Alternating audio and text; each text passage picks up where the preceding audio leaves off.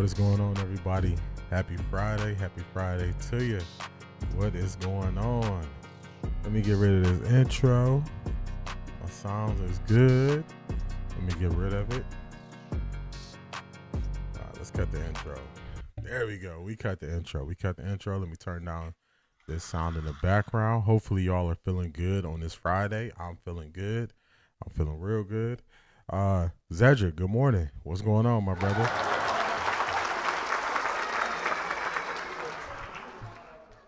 Latika, good morning. Shout out to you for joining the Patreon, becoming a super supporter. I appreciate you.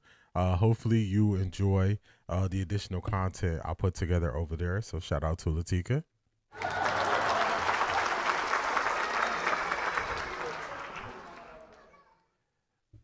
Good morning, C.A. Anderson. Good morning. Another beautiful day in Seattle, Washington.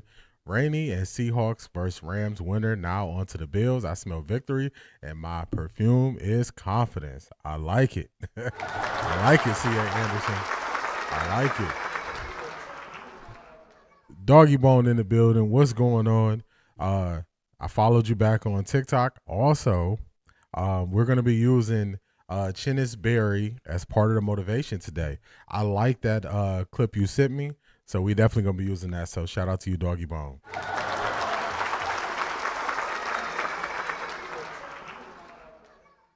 Buenos dias, Brent. What's going on? How you feeling today, man? You feeling good?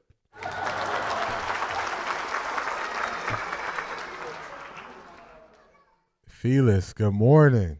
Hopefully I pronounced it right. I'm trying. Felix, good morning to you. Shout out to you for being here.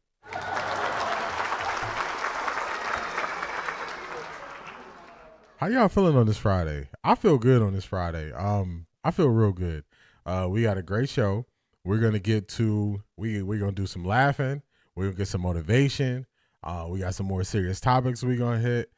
Just for pertaining to like football, NFL, all those good things. I'm feeling good. Also, I'm doing double duty today. So I'm streaming this morning. I'm also doing a night stream, a watch party tonight for the Jake Paul fight.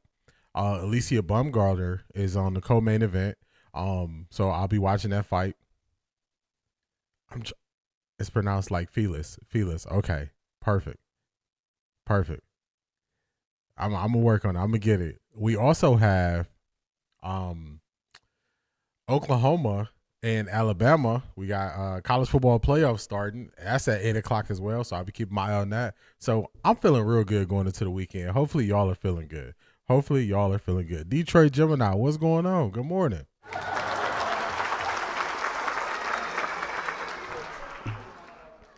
Latika says, I needed that fix. People got on my nerves yesterday. Yeah. So if you're tapped in to the Patreon on any of the paid levels, then you will see that I was breaking down some stuff that Jay was saying, and I was like, this is crazy. Then I started looking at the numbers that McNuggets was putting out, and I was like, this stuff doesn't match. So just get into it on Patreon. Get into it. Shout out to Miss Sparks. I feel good too. Good morning, Miss Sparks.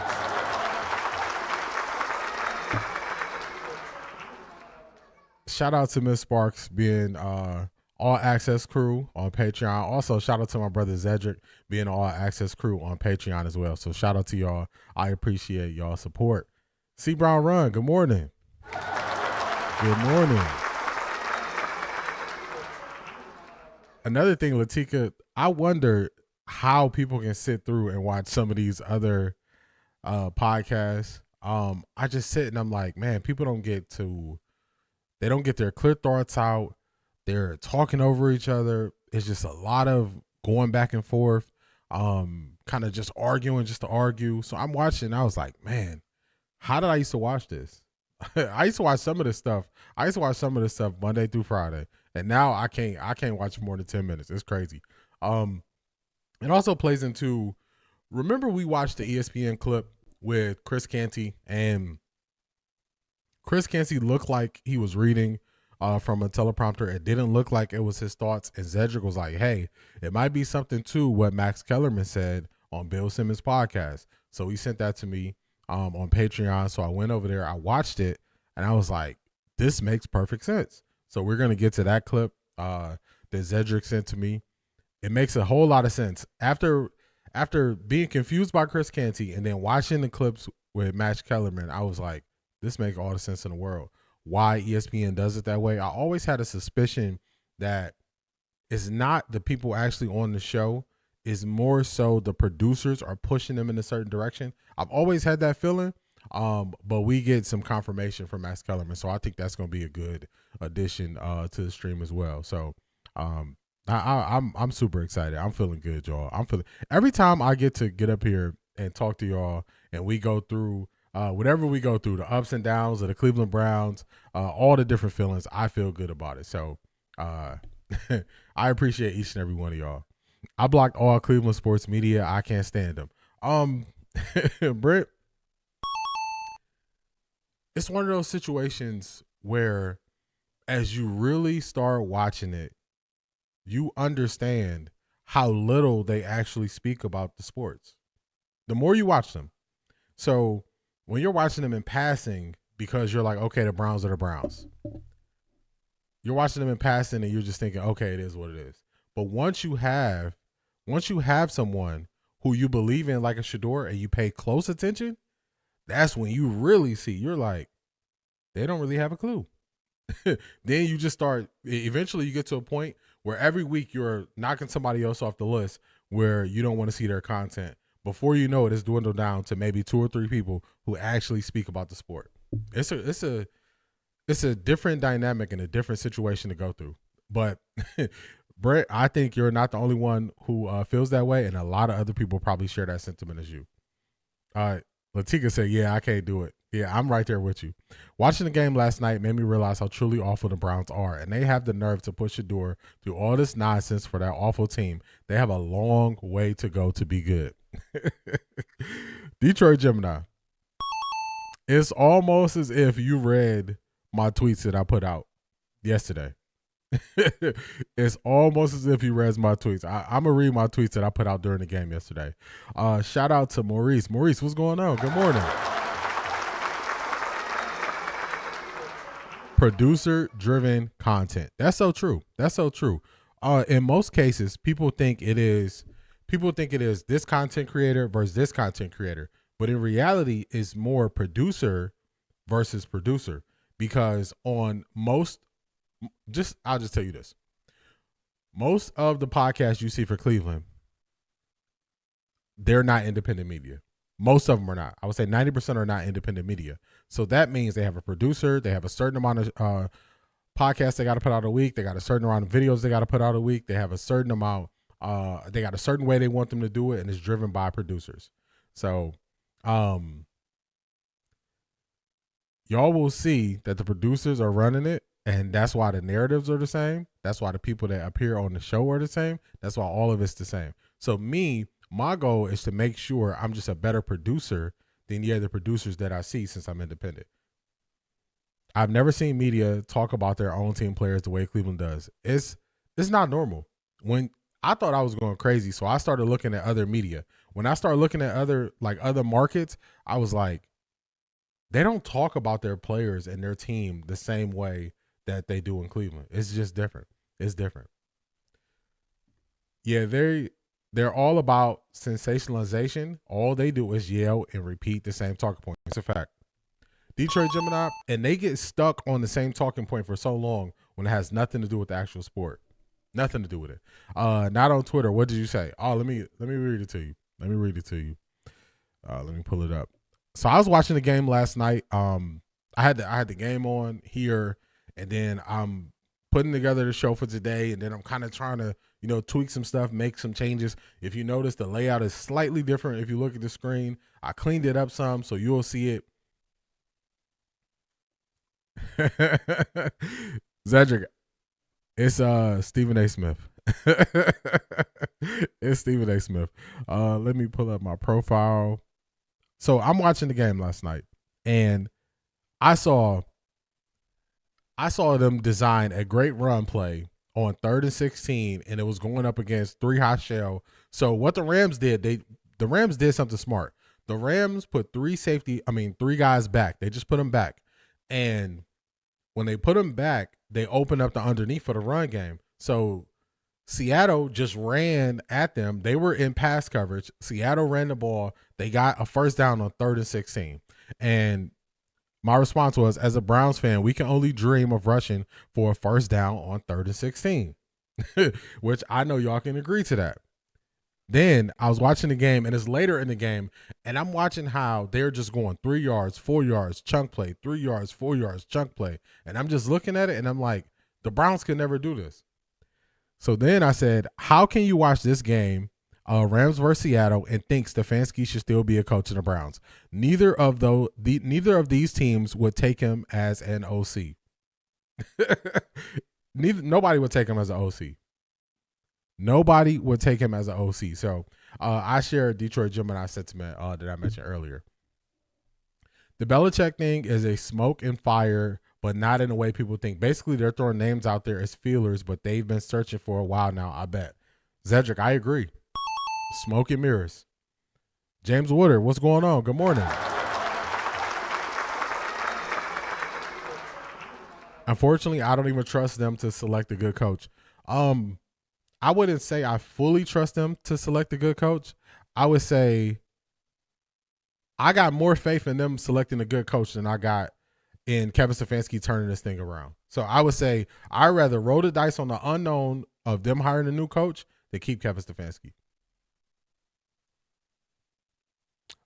They get stuck on weekly key phrases too. Timing. Oh my goodness, Miss Sparks.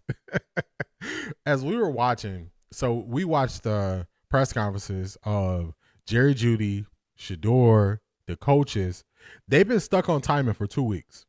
They just keep everybody saying timing, timing, timing.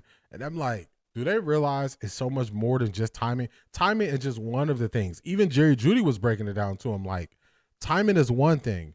Trust is one thing. Seeing the same thing at the same time it's so many different things, and they just been stuck on timing. So they've been repeating timing for 2 weeks in the press conference. It's like, come on, man, we got to get a higher level of understanding. Latanya, what's going on? Good morning.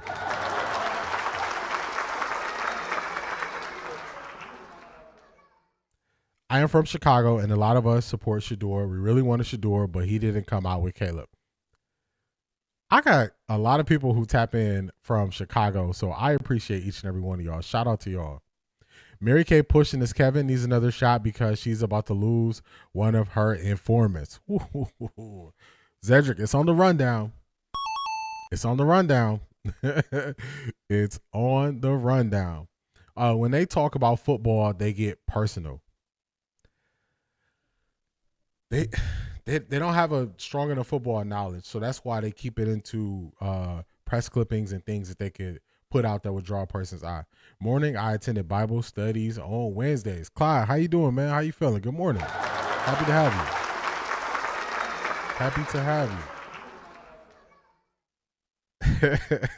As if they showing off their newly learned word but still lost. That Miss Sparks, that's a fact. Do y'all remember people used to do a thing where they would try to learn one new word a day, and then they would try to use that word in a sentence, and then they would keep using the words in the sentence so they could make sure they fully understand it? That's what they do when they hear a football player say a new term. They just keep repeating it. Keep repeating it. Crown Women Collective, what's going on? Good morning. Good morning. So sad Shedeur has to go through this. This team is clearly the guttermost. Yes. This is not a good team. So anybody who wants to defend what the Browns are doing, then they just don't know what they're talking about. They don't know what they're talking about. Cleveland sports media is the worst. I've lived in many different cities. Nobody ever talks about their own athletes like Cleveland does. It's insane. I see why LeBron left for good. Detroit Gemini. It's a side of the conversation that people don't want to get to. And then you look around and you say, okay, Tony Grossi's been here covering the Browns 40 years. Mary Kay been covering them 30 years. And you're like, were they always this bad? And then you go back and people can tell you, oh, they got into spats with this guy, issues with this guy. And then you realize it's them. It's them. It can't be every star athlete that comes through Cleveland is like, you know what? I got to get out of here. I don't like the media. And it's not like the media is grilling them about things that happen on the football field because they don't have a full enough understanding of football to even drill down on things that happen in football. So it's people can't get upset when people leave Cleveland. True definition of get a new coach. I agree, Detroit Gemini. You know what should have confirmed that Cleveland media and some fans were just lost souls when they were arguing trade in Miles because they were frustrated he slammed his helmet one time. Doggy Bone, everybody gonna act like that didn't happen. I was telling people I don't want Miles traded. I don't think we should trade Miles. And then I even gave people the football reasons why we couldn't trade Miles due to the salary cap and everything. And now everybody is just, oh, Miles is going to break the record. He's going to break the record. That's all we got to look forward to. And I'm like, I didn't forget y'all wanted Miles traded. I didn't forget y'all was saying Miles wasn't a leader. I didn't forget the things y'all said about Miles. That shows you just their lack of knowledge. Because what they wanted to do was, this was the worst part about it. Miles is going to be a first ballot Hall of Famer. They wanted to trade a first ballot Hall of Famer in his prime to try to find somebody else to be a first ballot Hall of Famer in their prime. How does that even make sense? Why in the world would you trade the $100 that you have in your hand for the unknown of a scratch-off ticket? It makes no sense, man. That definitely showed it, Doggy Bone. Honestly, it's what we go through in the corporate world today. Welcome to corporate America. That is a fact. Corporate America is everywhere. It just seeped into all these different industries that you normally wouldn't see it in, but you see that things happen the same way. It's just Maya. What's going on? Yes, I wanted Shedeur in Chicago. Shedeur got love in Chicago. He got love in Chicago. CO7 111. Good morning. What's going on? I want no parts of Brian Daboll. I don't want Brian Daboll as a quarterback coach. I don't want Brian Daboll as an offensive coordinator. I don't want him as a head coach. I don't want him as a consultant. I want no parts of Brian Daboll. 0 parts of Brian Daboll. And I'm going to tell you why. I know a lot of people would first assume what he did to Shedeur with badmouthing Shedeur. But on a fundamental level, things should not be that hard when you are not good. So what he put guys through pre-draft to see if they are good or not, and your execution and your team's execution is trash, those things don't match with me. That does not match with me. Man, I got on top chat. Let me get on live chat so I can see everybody. So I don't want no parts of Brian Daboll, and that's before the stuff he did to Shedeur. I don't want no parts of him. No parts. He can stay wherever he's at and never come back. Good morning, Ms. Brown. I don't know if I said good morning to you. Good morning, Ms. Brown.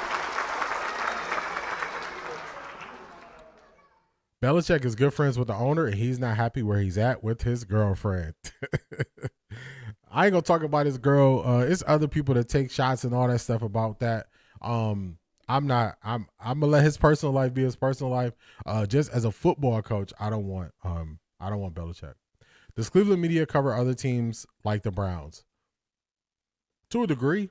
They're going at the Cavs real hard right now. Just all the Cavs are garbage. The Cavs are soft. They fall in the same narratives. So the only thing is nothing moves in Cleveland like the Browns. Now you put that with Shedeur, they're not even really going to get to talking about the other teams. They ain't even get an opportunity to.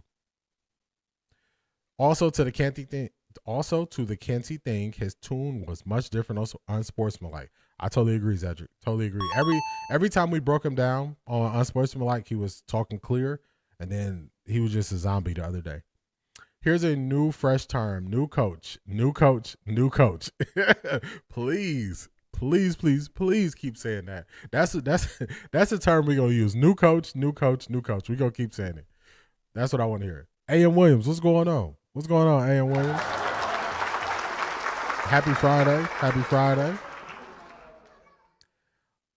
Doggy Bone and Detroit Gemini. That's a fact. When they were talking about trading Miles, I was like, man, what you think you're going to get back from him?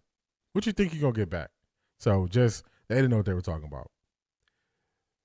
To be fair to these reporters, they haven't had anyone this year who was as forthcoming about that. They're learning.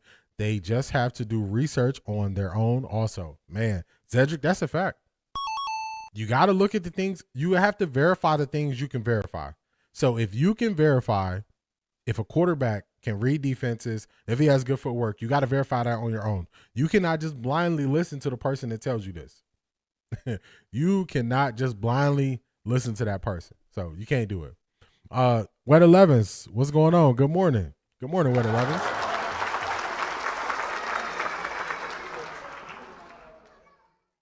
Good morning, Jackie.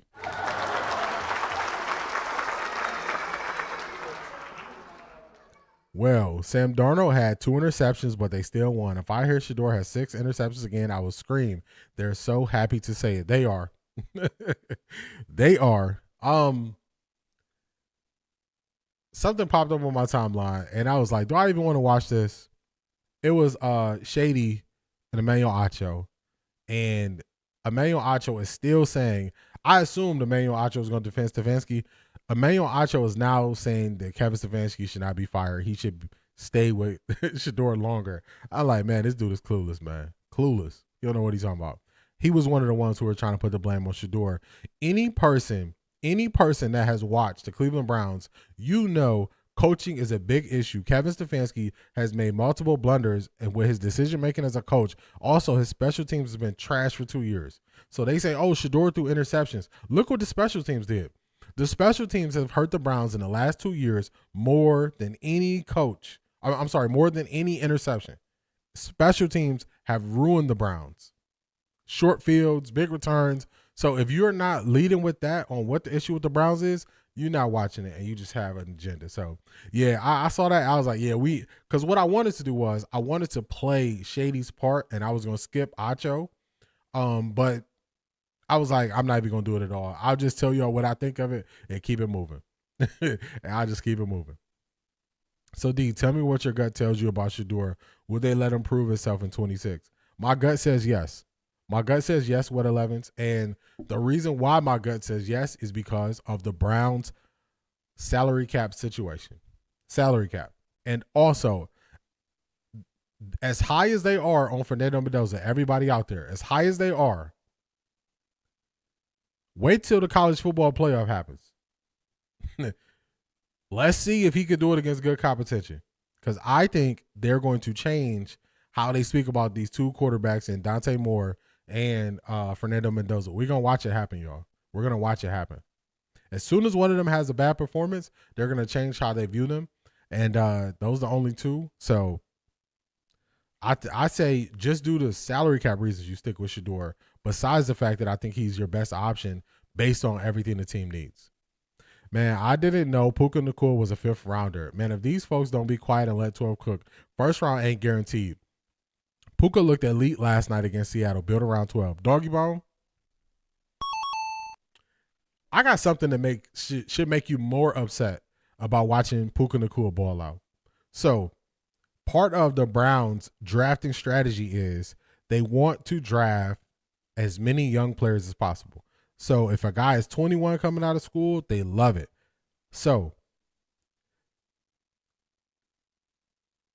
they have word got out because people ask, how did they miss on Puka Nacua? He's that late.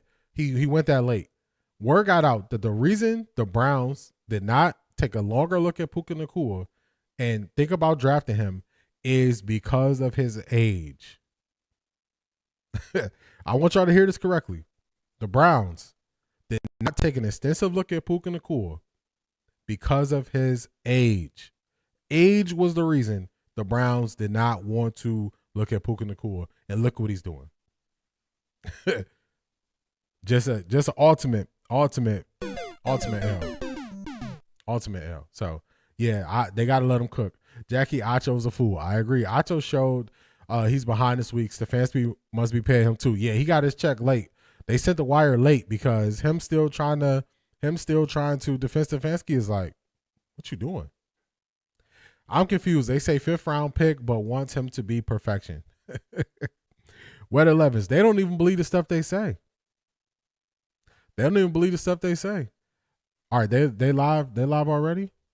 When Puka Nacua came out, I believe Puka Nacua was 23 years old when he was eligible for the draft, and the Browns don't like to draft older players. Let's see. All right, let's see. Let's see what we got going on.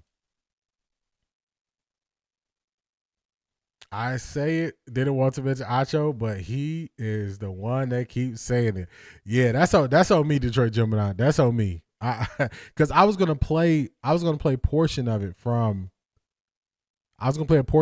Shady, but I couldn't even do it. Luke kind of stepped into Who is the this? starting role at center and really learned throughout the whole season to be ready for this. Yeah.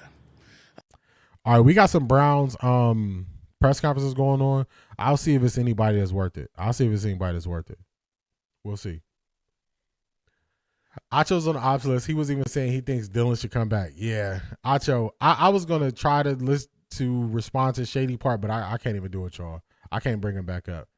I'm tired of the haters saying trade Shedeur, trade him there. Shedeur is on a journey and he don't care what the people are saying. He's here to win in Cleveland instead of talking, start praying. Talk to him some more fun. I like that. Yep, Acho said Kevin is the best thing Cleveland had. And when he had competent QB play, Baker and Flacco, they went to the playoffs. Acho being in Cleveland, Kevin apologist, is sickening. Yeah, I can't even. I had intentions to show the Shady part, but I didn't even do it. I had to send you some background information on Mendoza. I'll send it later. All right, bet Zedric. I'll be looking for it. I used to only watch Speak Easy for Shady, but now I just can't. I absolutely hate Acho's voice. Yeah, I can't. I was gonna show Shady's portion. I'm like, it's not even worth it. They paying Acho to be the ops. It's the only reason he has that show. I agree. Good morning, Keith Hunt. Jersey in the building.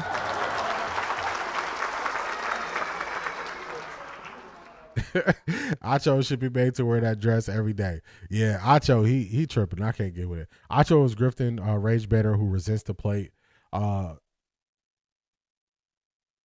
Who resents the plate of Sanders that he keeps greedily eating off of. Okay, he's a narcissist. Got you. I know where you was going with that, CO7111. Let me read it through correctly.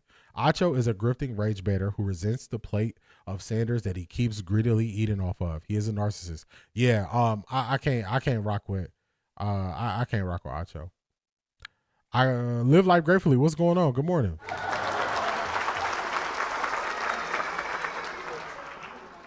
I believe Puka Nacua was 23.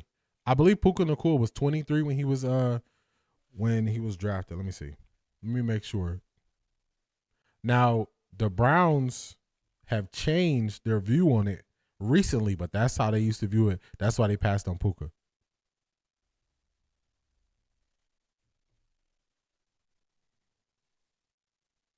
Man, he wasn't even 23. He was 22 at the time.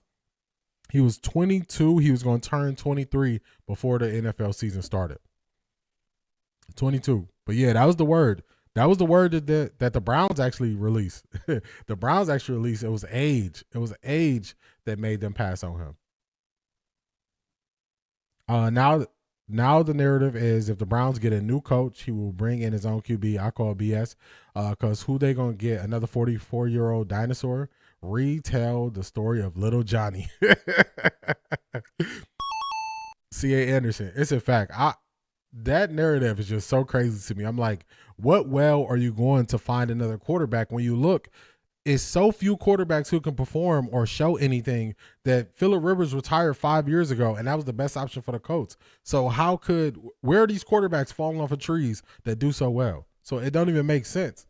It don't even make sense. I actually been trying to put a little Johnny like a cartoon together. You know, Lil Johnny owns 7 NFL teams. All 7 of those NFL teams need a quarterback. There are 2 good quarterbacks coming out in the draft. How many teams will be without a quarterback from this draft? 5. What are they going to do? Are they all going to get 40 and 50-year-old quarterbacks? Are the Steelers riding with Aaron Rodgers again after he just said he's going to retire? Is Phillip Rivers going to be the quarterback for the Colts? Like, come on, man. What are we doing? It don't even make sense. The Jets and the Raiders need quarterbacks. They're going to be at the top of the draft. What are we doing? Like, this just some of this we just got to eliminate it fast. We have to. Ain't Shedeur 23? Yeah, Shedeur's 23 with 11s. So that's how they used to draft. This draft that they had this year, They didn't do it how they normally do it. Because normally they take flyers on all young guys, 21 years old. The Browns are really big on that. So you have them for a longer time in the NFL. Ditto. So Shedeur can't read. Did he not throw that wristband? Was incorrect. I got something funny about the wristband that Shanithia sent me. Thank you. I can't listen to that guy either. Yeah, I can't do it. How y'all think the Browns will play on Sunday? I have zero faith they will be competitive. They have all checked out except Miles. I think Miles, Shedeur, Isaiah Bond, Quinshon Judkins is going to play hard. Hopefully we can get Denzel Ward back to try to make it competitive. But, I mean, without Denzel Ward, our secondary just not the same. It's not the same. Jimmy is not letting Shedeur go. He wants to be Jerry Jones so bad. He wants to be talked about. He does, and Shedeur is going to get you talked about. No coach ever brings a QB with them on a trade. Only the assistant coach, if that. Selmo Foot, talk to him. Talk to him. Acho needs to just stop talking. He is so flaky. His jealousy or resentment of Shedeur is so obvious. Super obvious. That's why Matt Barnes called him out. And he is already doing what Matt Barnes called him out for. I hope Sanders cook every game forward, win against the Bills, Steelers, sit against the Bengals, lock up top 2, trade for more draft picks, use a pick to trade for Garrett Wilson. Big dreaming. Yeah, Doggy Bone, that's big dreaming right there. I would even take Doggy Bone. I want Carnell Tate. I watched Jordan Tyson a lot because I was watching Sam Levitt, the quarterback at Arizona State.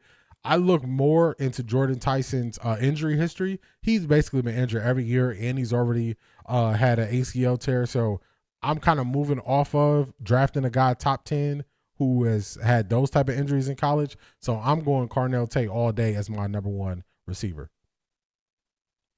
Wow, why is age a consideration now when they hired Joe Flacco? Browns need to just stop with the lies. So this was, remember, Puka Nacua has been in the league 2 years.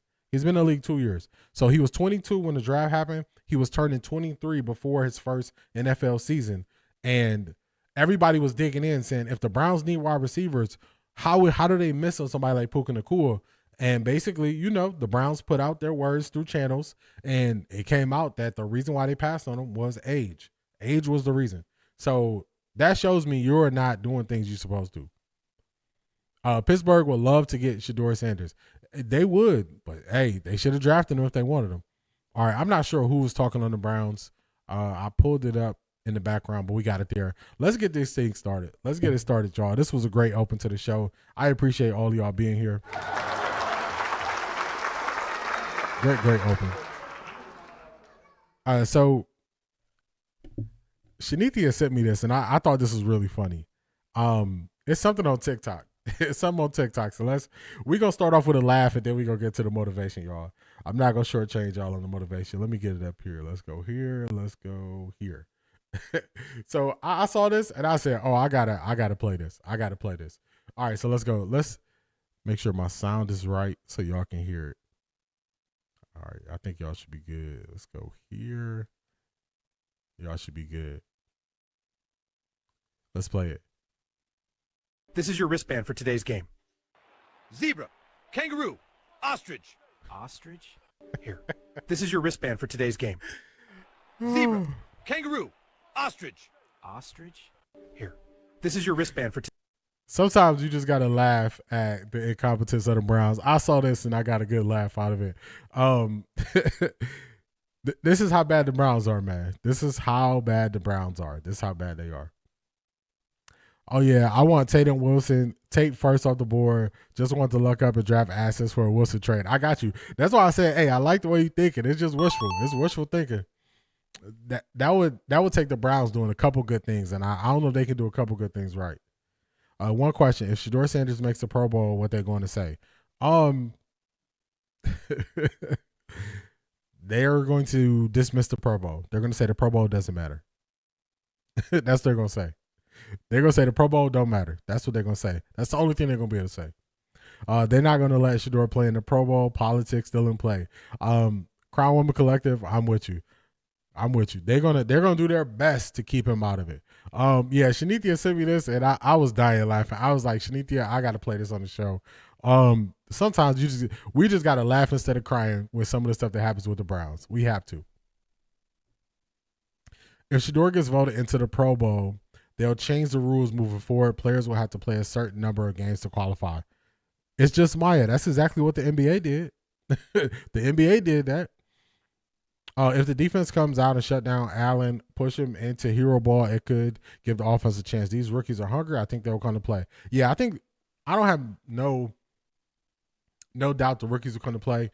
Mason Graham is dealing with a rib injury. He hasn't been practicing the last 2 weeks, so you can't expect him to be great, but he's gutting it out. Carson Schwester going to be Carson Schwester. Miles is going to be Miles. So it's a few guys who I'm like, they're going to be good. They're going to play through Harold Fannin. So it's a few guys that are going to play good. It all depends on if they can get a couple starts. You need to force somebody like Josh Allen behind the A ball. You need to be able to force him behind the A ball. If you can force him behind the A ball, that's where you can get him to make bad decisions. They're going to lose their mind. Miss Sparks, that's right. If he make it, they're going to lose their mind. Data, the AFC North, the Cleveland Browns with probably only 7 wins, had a chance with better coaching to win the North. I totally agree. I totally agree. What does a Browns fan get for Christmas? Next year's schedule. Let me tell you, next year's schedule, and we get to talk about the draft. So, Mofoot, it'd be your own people. Had that Fairly Odd Parents theme song on the wristband, green juice, lava juice, purple snake, chocolate cake. Crazy. Yeah, it's just wild. Hey, sometimes you just got to laugh at it. What do you think they're going to do with DeJuan Jones? They got to re-sign DeJuan. They got to re-sign him. He's a wild card. He got taken out this year on the dirty play. It wasn't due to like health or anything. I don't know any lineman who would have been able to withstand that hit that happened to him, I believe, versus Green Bay. So you gotta re-sign him. You gotta bring him back. He knows your system. He's been here. You gotta bring him back. So the Browns need so much offensive line help that guys coming off an injury, they gotta take him. They gotta take him. All right, let's get to some motivation, y'all. Let's get to some motivation. Let me get this up here. Let's go here. It's really coaching that makes them uncompetitive. That's the problem. Kevin not trying to win anything. I don't know if he's not trying to. I just know he's trash. As long as somewhere in there, y'all know me. Now this is where I'm at. Whatever you want to call Kevin Stefanski, call him that as long as trash is part of it. As long as trash is part of it. Kevin not trying to win and he trash, then I'm right there with you. I think he just is not adjusting or adapting to what's happening around him fast enough. The same bad decisions he makes as a play caller are the same bad decisions he makes when he is making decisions in game. So he never adjusts in game. He doesn't even adjust in the second half. So he doesn't adjust when he's making decisions. That's what I got for Kevin. So I got 2 forms of motivation today. This was going to be Denzel Washington. Denzel Washington is my favorite actor of all time. I really appreciate his words. So the first up, we got Denzel Washington. Here we go. This is him speaking at Dillard University 2015 commencement address. Let's go. Fail big. Hold on. That's right. Fail big. I listen to everything on fast speed, so I wanna slow this down for y'all. We get regular speed Denzel. I can't do Denzel like that.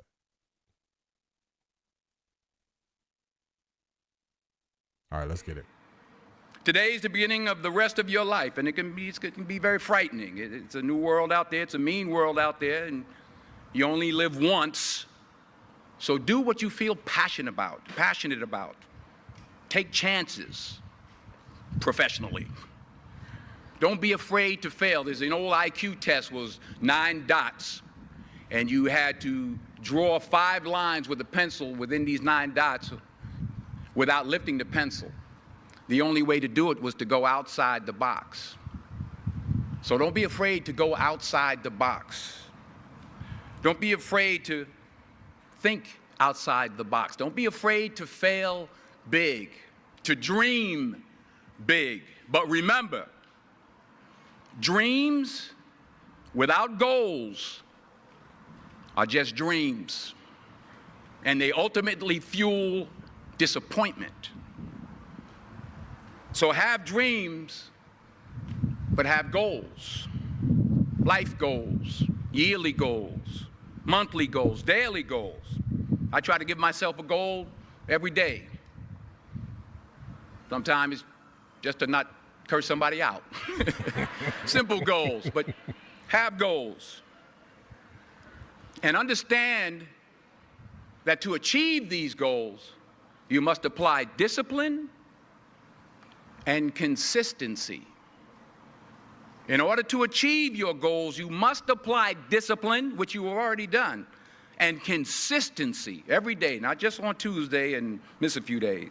You have to work at it every day. You have to plan every day. You've heard the saying, we don't plan to fail, we fail to plan. Hard work works. Working really hard is what successful people do.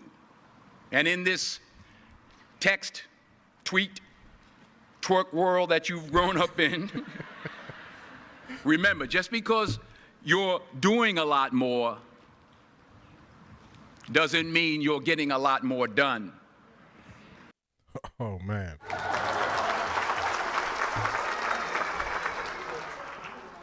I got to tell y'all, I can listen to Denzel Washington speeches,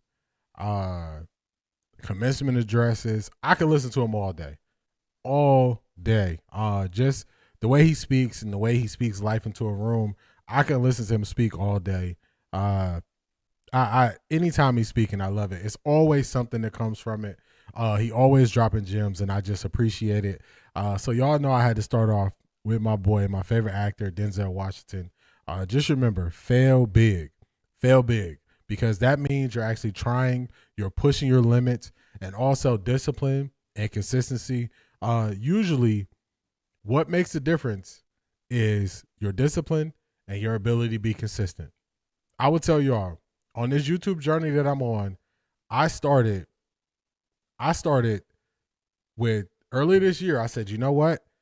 90 straight days I'm going to post on YouTube and I'm going to see what happens. It started from me posting 90 straight days to where it is now. And that was just me having the discipline to do it and me being consistent and doing it every day. So just real gems there. I can listen to Denzel speak all day, y'all. All day I can listen to Denzel speak. So shout out to Denzel. Tessa, what's going on? Welcome in.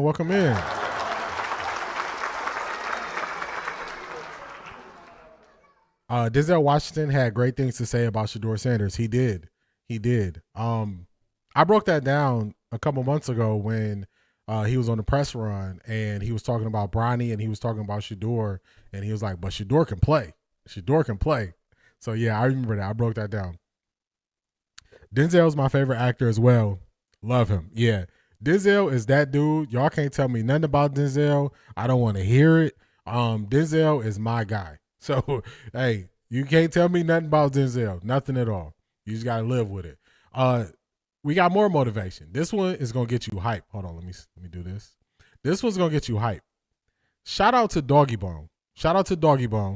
He sent this to me, and I started watching stuff from this coach, and let me tell y'all, man, I like his energy so much. I'm like, next season, I'm going to have to go to one of their games. Like, I like his energy that much. I love his energy. And just hearing him speak, I was like, man, I got to go to one of his games. I got to see how hype his team is. Like, that's how much I like this coach's energy. And I like his mindset. I like his analogies. So shout out to Doggy Bone. I appreciate you just even putting them on my radar. So I appreciate you. Y'all, I cleared all my feed of Two-Face Acho talking about Shedeur should be benched. I said, fool, all you did was ride the bench so you wouldn't know what a starter is. bench players talking like starters. I hate it. Let's see. We always have a Denzel movie marathon on Christmas. Starts with Preacher's Wife, ends with Training Day. It's just Maya. That is fire. I like that. So I'm of the age of people who used to buy DVDs. So, you know, especially around Christmas time, y'all know Walmart Black Friday sales. DVDs used to cost about $20. Around Black Friday, you can get DVDs for $5 if it was an older movies or $10 if it was a more recent movie. Man, I scoured through to get Denzel Washington movies whenever they on sale. So you go up in my attic, I still have my DVDs. I don't have no DVD player, but I still have my DVDs from all my Denzel Washington movies that I bought. And I ain't letting them things go. I ain't letting them go. So Denzel's my dude. Crown Woman Collective, he did say twerking. He said this, tweeting and twerking. Is it true JH is firing the O-line? Hold on. Tell me more, Jackie. Tell me more about that. Tell me more. Oh, let me know. That's my alma mater. We can catch a game. Doggy Bone, for sure. Doggy Bone, I got to get out there next year. I have to get out there next year to a game. So I'm definitely going to let you know. I'm definitely going to let you know and tap in. Yeah, Maya, that's I like that. I like that y'all watch Denzel, the Denzel Marathon. There's so many good movies. The ones at Walmart have multiple movies on one DVD. Yeah, DVDs, the game has changed. So you remember DVDs, you used to have one movie. Now you got a bunch of them. The Anton Fisher story was filmed in Cleveland. Selma Fudd, I remember that. Shanithia, what is going on? What's going on? Broncos country, let's ride. Broncos country, let's ride. Welcome in, Shanithia. Shout out to Shanithia.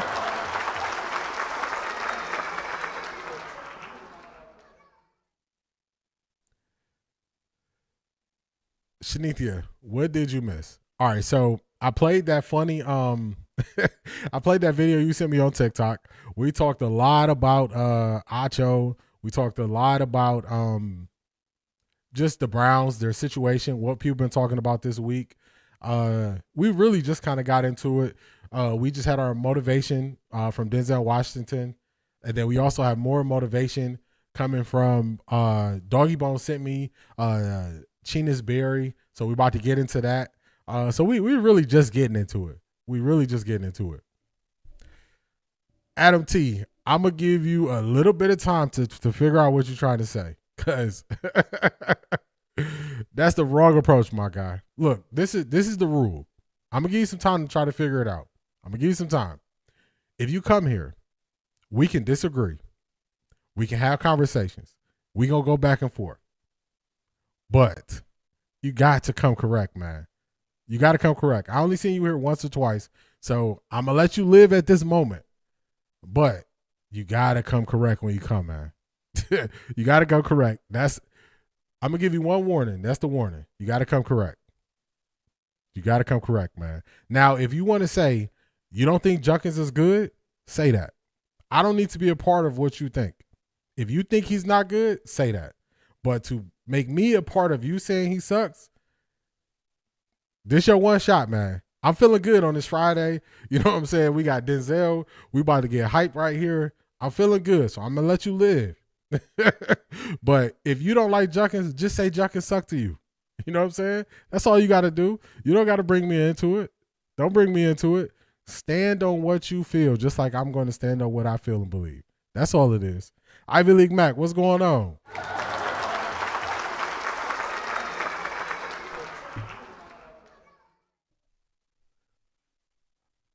Dwayne Wade has something really good to say about Shedeur. You have to play that one. It's short, but says a lot about Shedeur's character.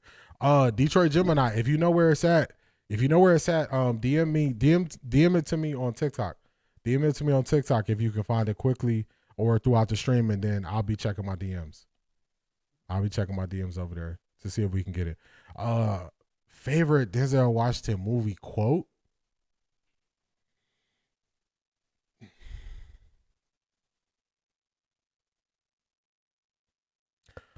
Probably it's hard. It's hard to pick one quote. It's probably hard to pick one quote, but I would say Doggy Bone, for real. You about to lose your job. You about to lose for real, Doggy Bone. It's hard to say one quote. I would say the most memorable quote probably is in Training Day. Where he realized they set him up and they switched up on him. And he like, I put cases on all you. That is probably the most memorable. Yeah, that's probably my most memorable. That's probably my most memorable one. That's probably it. I got tons of VHS and DVDs with Denzel. Yeah, Denzel, man, can't nobody tell me nothing about Denzel. They can't tell me nothing about Denzel. Nothing at all. Nothing at all. I will say, looking at the running backs last night, Judkins does have a lot to learn. It's more about the O-line and poor coaching. I totally agree. Jake. Yeah, I would say they're more creative, so they open up better opportunities. Also, when you look at the running backs last night, when they change direction, players just don't automatically get holding calls. So when Judkins, when he tried to bounce it to the outside, it's always a hold on the Browns. So they let guys go. They're more disciplined. So it's a bunch of levels that they can get to. And then also both of those running backs have had a lot of success in, I wouldn't say a lot. Both of those running backs have had a decent amount of success in the NFL, which Judkins is a rookie. So it's really hard to compare Judkins to them. But I just look at scheme. I just look at on any play, Seattle or the Rams could get 4 or 5 yards on the ground if they wanted it. And the Browns they can't do it. The Browns cannot do it. We didn't land on Plymouth Rock. Plymouth Rock landed on us. Talk to him. Or even American Gangster. American Gangster, when he was arguing about the mink coat that he didn't want to wear, it's a lot of them. It's a lot of them with Denzel. Like, I would say it's more movies for me. I would say it's more movies that instead of a quote, because how could you pick one Denzel quote? I was watching, oh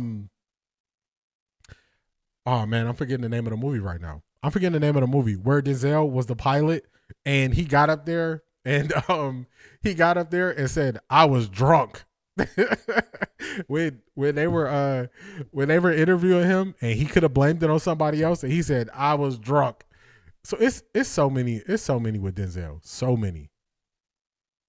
So many with Denzel.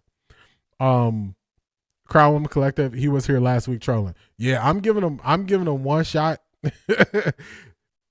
Sent it from IG. Okay, cool. I'm giving him one shot. Yes, flight. Thank you.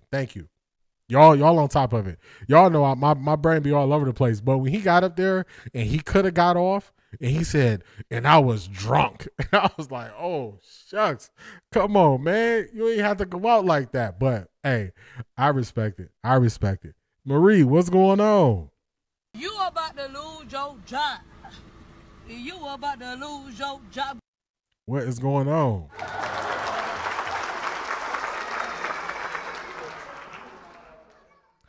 Judkins tends to hesitate and do a stutter step. No training camp for him, though.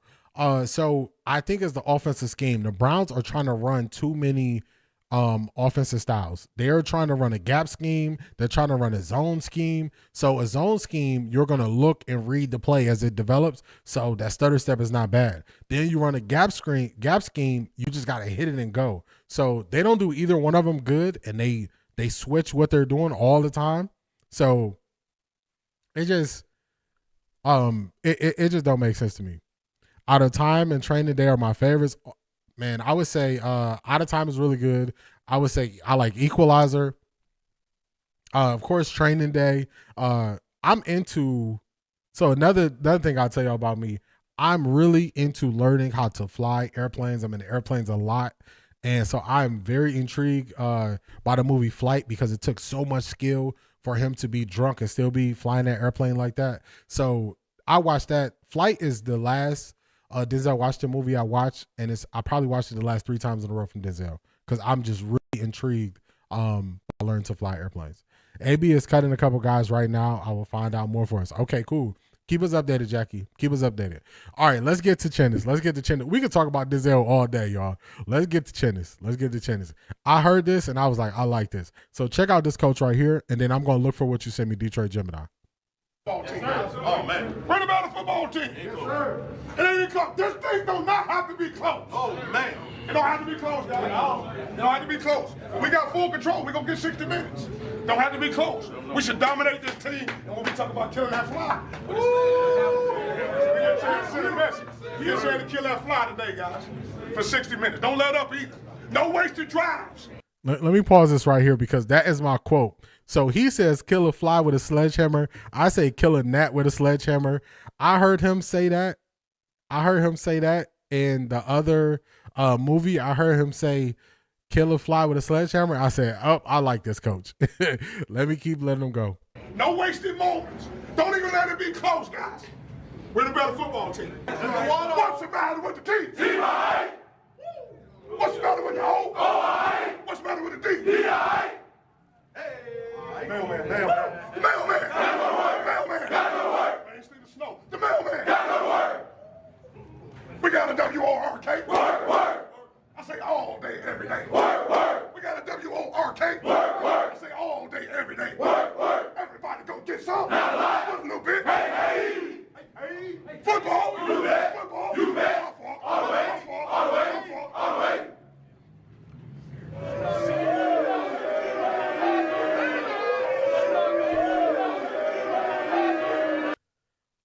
Who don't want to go play for that coach right now? Who don't want to go play for that coach? Shout out to Doggy Bone for putting me on to his alma mater and his coach. Man, oh man. When I hear him speak, I was watching his stuff and I was listening to it, and majority of his speeches are like that when he's getting his team hype. And I'm like, that is a coach. That is a coach that you can just go ball with. You can go lay it all on the line for that coach. That's a coach, y'all. That is a coach. That's a coach. That's a coach that can get the most out of me. That's a coach right there, y'all. When I started listening to his stuff, I'm like, I like this a lot. This is a coach I can rock with. This is a coach I can rock with right here, y'all. This is a coach. Remember the Titans? Yeah, remember the Titans? Denzel got so many. You can't go wrong. You cannot go wrong. The Celebration Bowl was good. I didn't get to watch it. I saw they were in it, and I saw the one press conference where he was saying, I remember y'all wasn't talking about us. I keep receipts. I'm like, this is my type of coach. I still need to watch his new movie with A$AP Rocky and Spike Lee. Have you seen that one? I haven't seen the Detroit Gemini. I haven't seen it. I got to get on it. I had to watch that one too. I don't have Apple TV though. Dang, it's on Apple TV? I got all Samsung, but I think I still got my old Apple account. I might try to set them up. James Woodard says, Deja Vu. Yeah, just timeless. Thought I was back in the Marines. Keith Hunt, thank you for your service, firstly. Also, that coach, that's a coach right there. I can get behind that coach. That coach can tell me, all right, I need you to just run 20 yards and, fall on the ground. I would run 20 yards and fall on the ground. That's a coach right there, y'all. Doggy Bone, I don't think you know how hype I am once I start listening to this coach. Yes, sir. He's the bruh. He knows how to motivate. Yes, he definitely does. That's a coach right there, y'all. That is a coach. That's what I'm talking about. Deja Vu, Devil in the Blue Dress are good ones too. Yes. Denzel, I don't know if he's made a movie that I was like, every Denzel movie I could go back to and watch multiple times. All right, Detroit Gemini, I got it. Let me pull up what you sent me. All right, this is Dwayne Wade speaking on Shedeur. This is Dwayne Wade. A.M. Williams, you see it. Highest to lowest is the worst Denzel movie ever. Not his fault. I blame Spike Lee. Uh-oh. Darius is ready to have that movie debate. He is ready. All right, let's see. Let me make sure I'm starting this at the beginning. Hopefully this don't have no music on it. Let's see what Dwayne Wade has to say about Shedeur. Hold on. I don't got the sound on. All right. Let's see what he has to say now. My bad, y'all. From the naked eye. There's something special about him that's just inside and it's internal. It's in his DNA. But what I love most about him, I want to see him be successful on the football field like any other fan. I love when he gets in those press conferences. I love how he handles himself. I love how he stand up for himself. I love how he don't throw nobody under the bus. I love how he's a leader. He takes it. Like they try to turn him against his coach every time they can. I love how he would not allow anyone to turn him against anybody. You got people on the outside that's going to pop shit for you and be like, no, you supposed to have the ball. Bob, let them do that. But when he steps up there on that podium, you get to see the leader that he is. Yes. And why he is as special as he is. Right.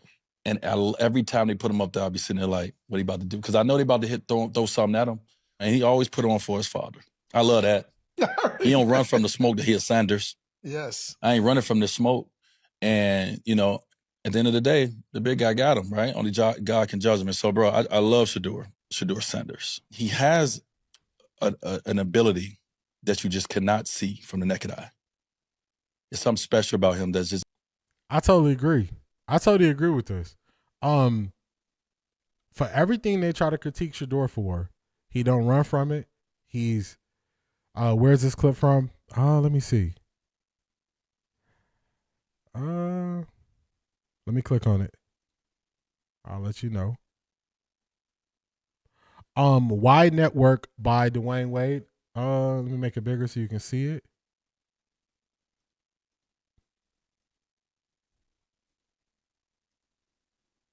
Okay, this is where it is. This was on his IG. This was on his IG. So that's where I found this at.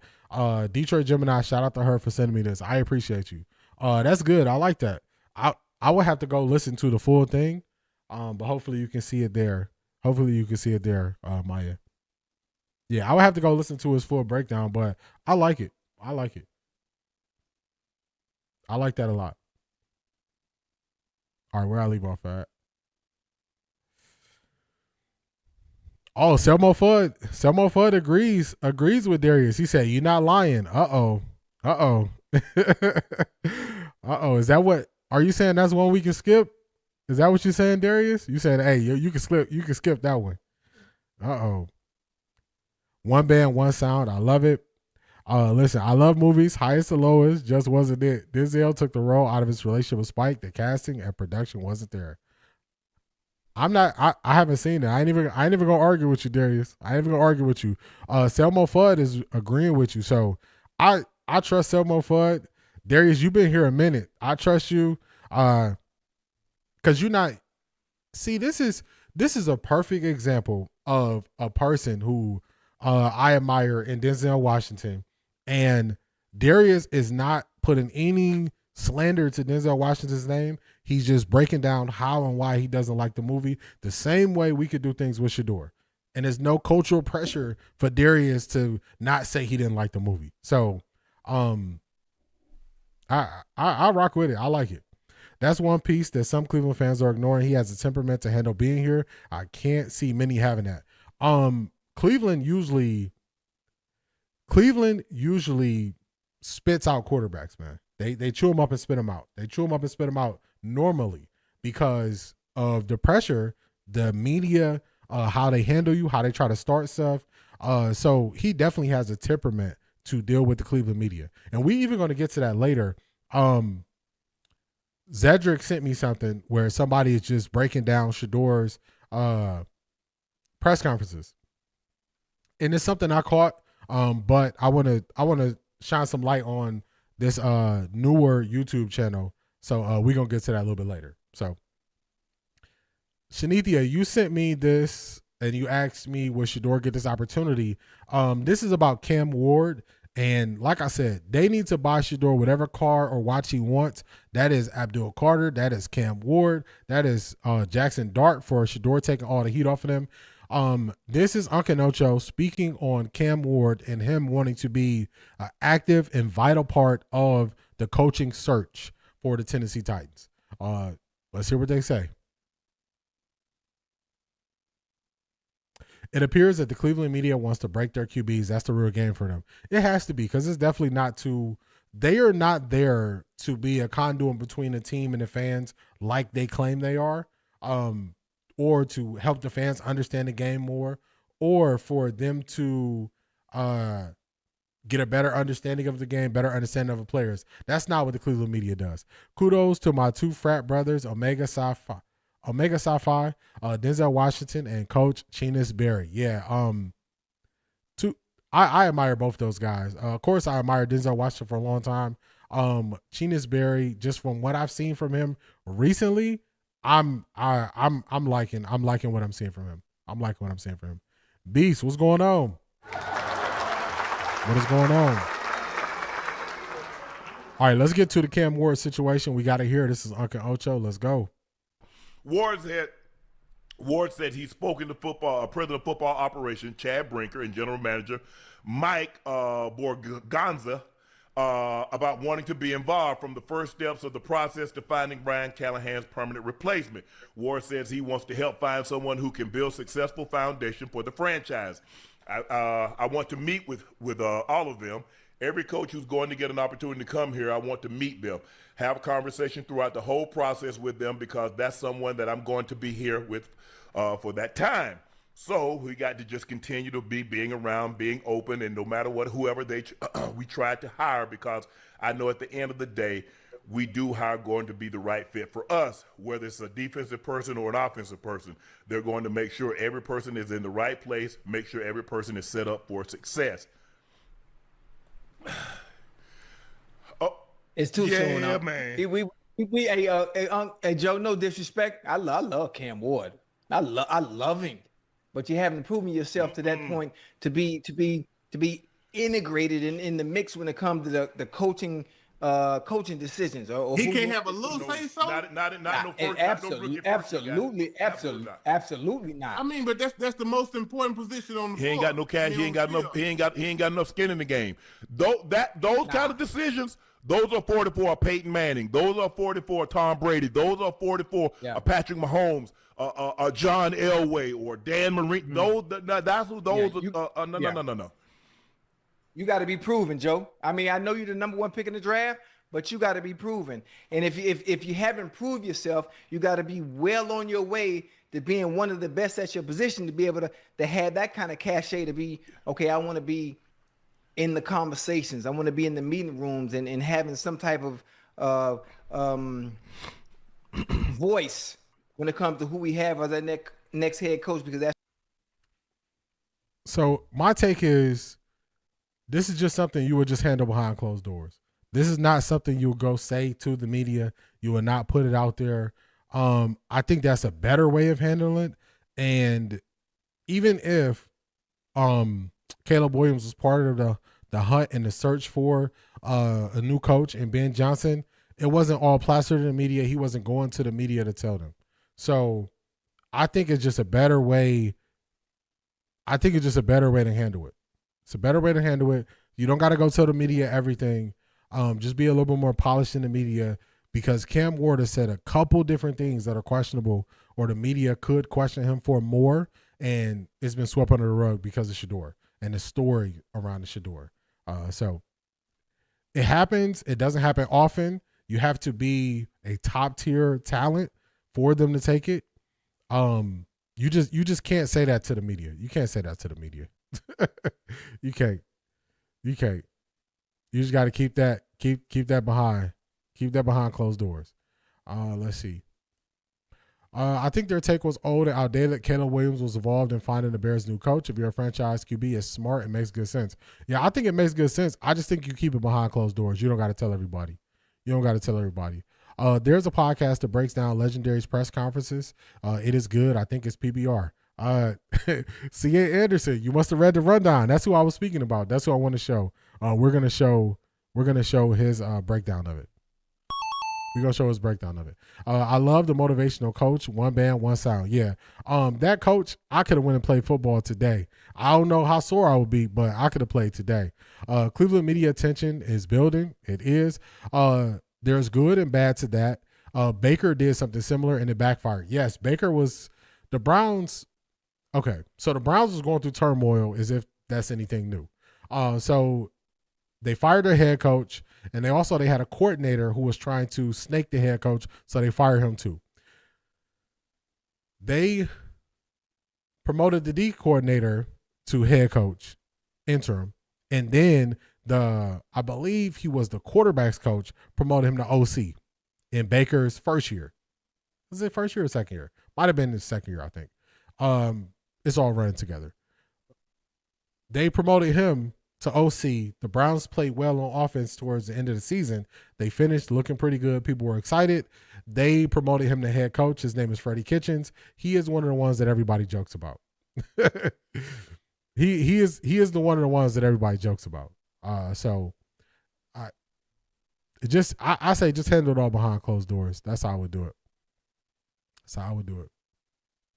I agree. They don't have to tell us everything. If he's involved in the search, we don't need to know about it. I agree with that. I agree with Uncle Ocho. I was shocked Cam said that. Yeah, that was a I wouldn't have said it. I just tell y'all that. I wouldn't have said it. I wouldn't have said it. That's how I tell y'all that.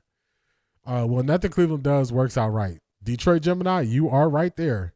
Media attention is generated by building or tear down. Historically, there hadn't been anything to build on in Cleveland, so they have become tear down specialists. Man, oh man. Just call them the demolition crew. Demolition crew.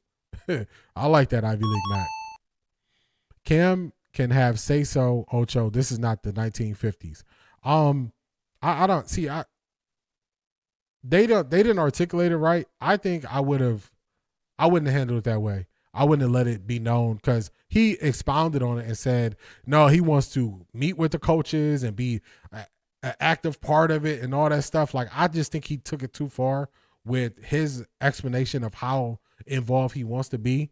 So I just wouldn't have did. I wouldn't have went in depth like that. I don't see what's wrong with it. They must have asked Cam a question. These new QBs are honest and it's refreshing. Yeah, it just sets you up to they can tag you negatively if it doesn't work out. So that's what I say.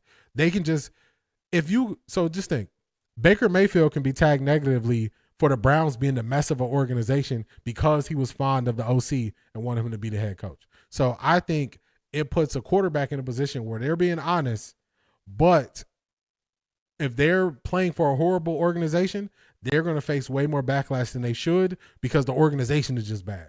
If you picked one player and you tried to say this is why the Browns are bad, you got to be crazy. It's an organizational reason why the Browns are so bad.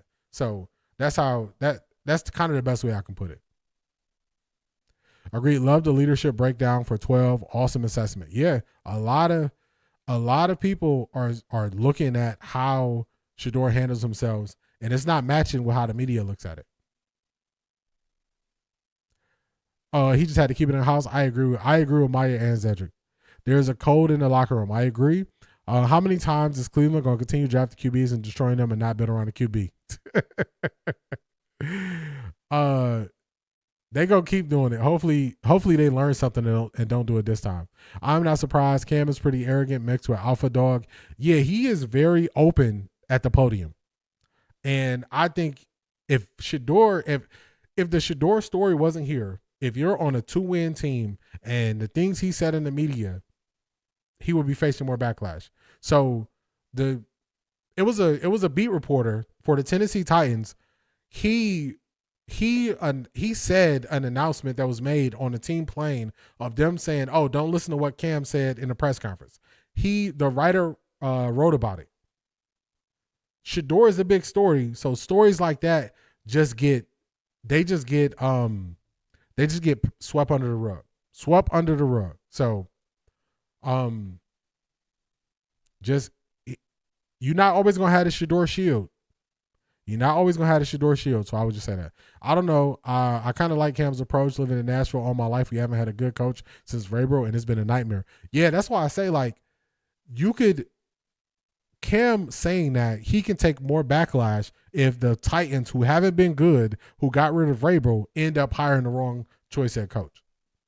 Cam didn't say he was going to be decision-making. He just said he wants to be involved in the process all, but I get it. Yeah, he went in depth though. He was like, yeah, I want to sit in on the interviews. They wrote a whole article about it.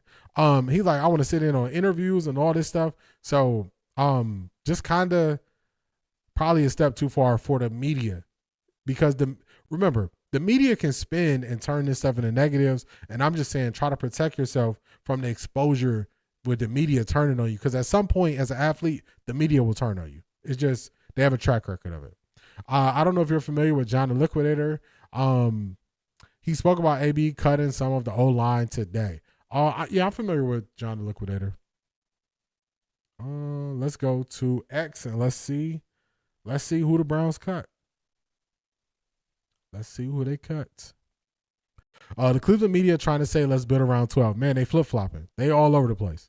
They're all over the place about what they think the Browns should do. One thing I've noticed is the Cleveland Browns realize that uncertainty sells better than having a clear laid out plan. Zedric, you onto something. And also, when you don't have a clear laid out plan, you can always blame it on something else or change it to something else.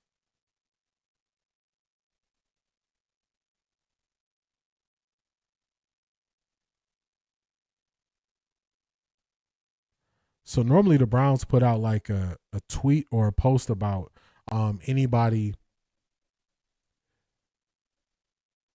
They put out a tweet or a post about any roster moves they made.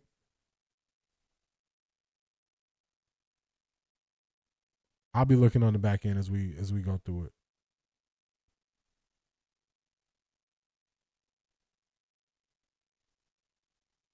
Yeah, I'll be looking on the back end. Sit it in on interviews, make you part of decision making. Yeah, it does. I agree with that. All right, what we got next on the docket? What we got next? You know, a lot of people that Slow down, Shaq. We gonna get to Tom Brady. I always tell y'all, nobody wants to hear from Tom Brady because a lot of times it goes against what the NFL media says or what you need to be great or how you become great. And they always say Tom Brady's the GOAT, and then they write off when he tells you the process you should go to. You don't have to be good when you can constantly live in mystery. That's a fact. That's a fact. All right, let's hear Tom Brady. Shaq is going to ask him a good question. I had to drop John from my list. He don't always give good info. Yeah. I've heard of him. I like his intro. You say for this one, we got to take it all the way up to Cleveland. So I like his intro, but I don't watch every video he puts out. I just don't have the time. But hey, you got to choose who you follow and watch wisely. That's what I would say. All right, let's get to this question. have the stature that we are, they come in with that stature. Yeah. Right. And you know, a lot of people make fun of you of your draft day run. I didn't see what the big deal is, but I guess they say you weren't fast enough, you weren't good enough. How did you not listen to the naysayers and just persevere to become the GOAT? Yeah. Because, you know, a lot of people, when you keep hearing you're not good, you're not good, you're not good, they just turn the other way and disappear. But you, my friend, you just said F that and you just became the great. So how? I mean, like, what was your mental thought process every time? It's interesting because I think somehow we always think like the mental part about, or the mental emotional part of our being is like, hey, that's always something that we learned along the way. And I think some of that you're born with too. Like you were born a certain height, you know, a certain size. I was born that way. I had no way I could have changed it. But I also think there was part of me that was, you know, had a good work ethic when I was a kid. You know, I loved hard. Like, you know, I'd play golf. My dad would take me out and play golf. I had 3 older sisters and they were, you know, all great athletes. Were you the youngest I was of 4? the youngest of 4. Oh, so you were getting bullied the whole time. Well, I was being spoiled a little bit, but like, okay, so if we went out to the golf, because my dad was like, all right, let's get away from those girls. Let's go. Tom Brady is the most arrogant athlete living, but they don't like Coach Prime though. It's crazy. You need a certain level of self-belief, confidence, and arrogance to push yourself to be the greatest. And it works for some, it doesn't work for others. I don't know why they can't stand Coach Prime for it. I appreciate Coach Prime a lot. All right, I got some news here. Let's see. Is this from today? No, that's from a week ago. When it's time to make a change. Hey. Stop playing ads in the background. I'm trying to find these Browns roster moves, making sure we get the true ones that are actually happening.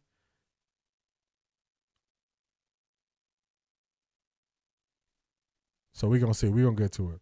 Let's go back. Tom Brady is talking about he has it since he was a kid. It was just something in him that wants to put in the work. And I just want y'all to kind of hear some parallels because there's going to be somebody you can compare his work ethic to. Let's see if people will take that leap and do it. Play golf. You know, it was like I'd hit a ball and it would be like in a tough. Talk to him, Doggy Bone. Talk to him. Hey, so it's all right. It's all right when they do it. It's a problem when we do it.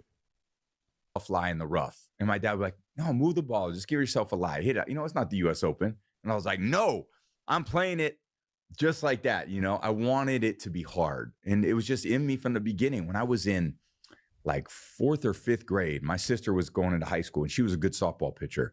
And she would have to go work out in the gym in the morning. And here I am, 4th, 5th grade. I was like, I'm going to get up and go to the gym with you. And it was just like, it wasn't even like I made a conscious decision. It was just like I felt the pull to do that.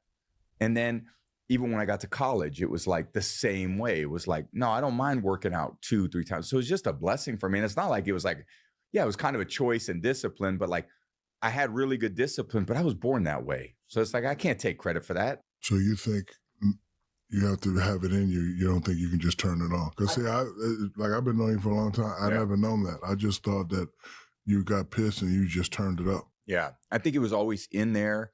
And then I used, over time, I think you can improve it.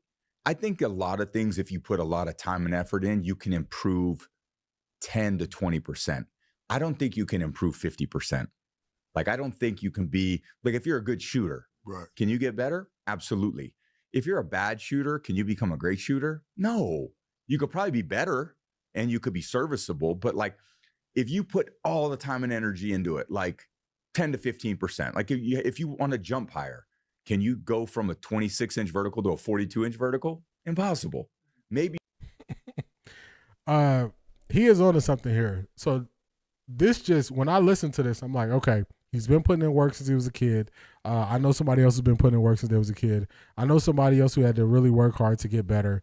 And they're kind of overlooking that person. But then I also, the flip side of that is, if you are just not born with certain gifts, can you really go from average to great? I don't know if you can. And that makes me look at Dillon Gabriel. How did they ever expect Dillon Gabriel to go from average to great? That was just a very poor assessment. Very poor assessment. So they don't even, it's weird because they don't even say anything when Tom Brady says things. They just call him the GOAT, and then when he speaks, they just push it to the side like he didn't have to put it on to work and all that stuff to get there. So I always find it funny. That's why I always go to Tom Brady, because the media really shows their true colors, because they won't even critique anything Tom Brady says. They'll push back on every person. We heard the media push back on Michael Jordan. We hear him push back on Coach Prime. We hear him push back on LeBron James. How many times have y'all heard the media push back on anything Tom Brady said? They never do it. They never do it. So that was what I got from that. You got to put in the work a long time, and also it has to be in you. If you are a disciplined person, it's just been in you for a long time. If you're a consistent person, if you're an organized person, it's very hard to take a person who is not organized and make them organized, because that's just not how they function. They kind of function in chaos. So he dropped some good points in there. I thought that was interesting. The two parallels that we can see to the Browns quarterback room. Shedeur been working at it since he was a kid to get better, and they tried to pump Dillon Gabriel up to go from average to great, and he was never going to get to great. So that was my quick takeaways from it. Tom is the golden boy. He is. You never hear them push back on anything he say.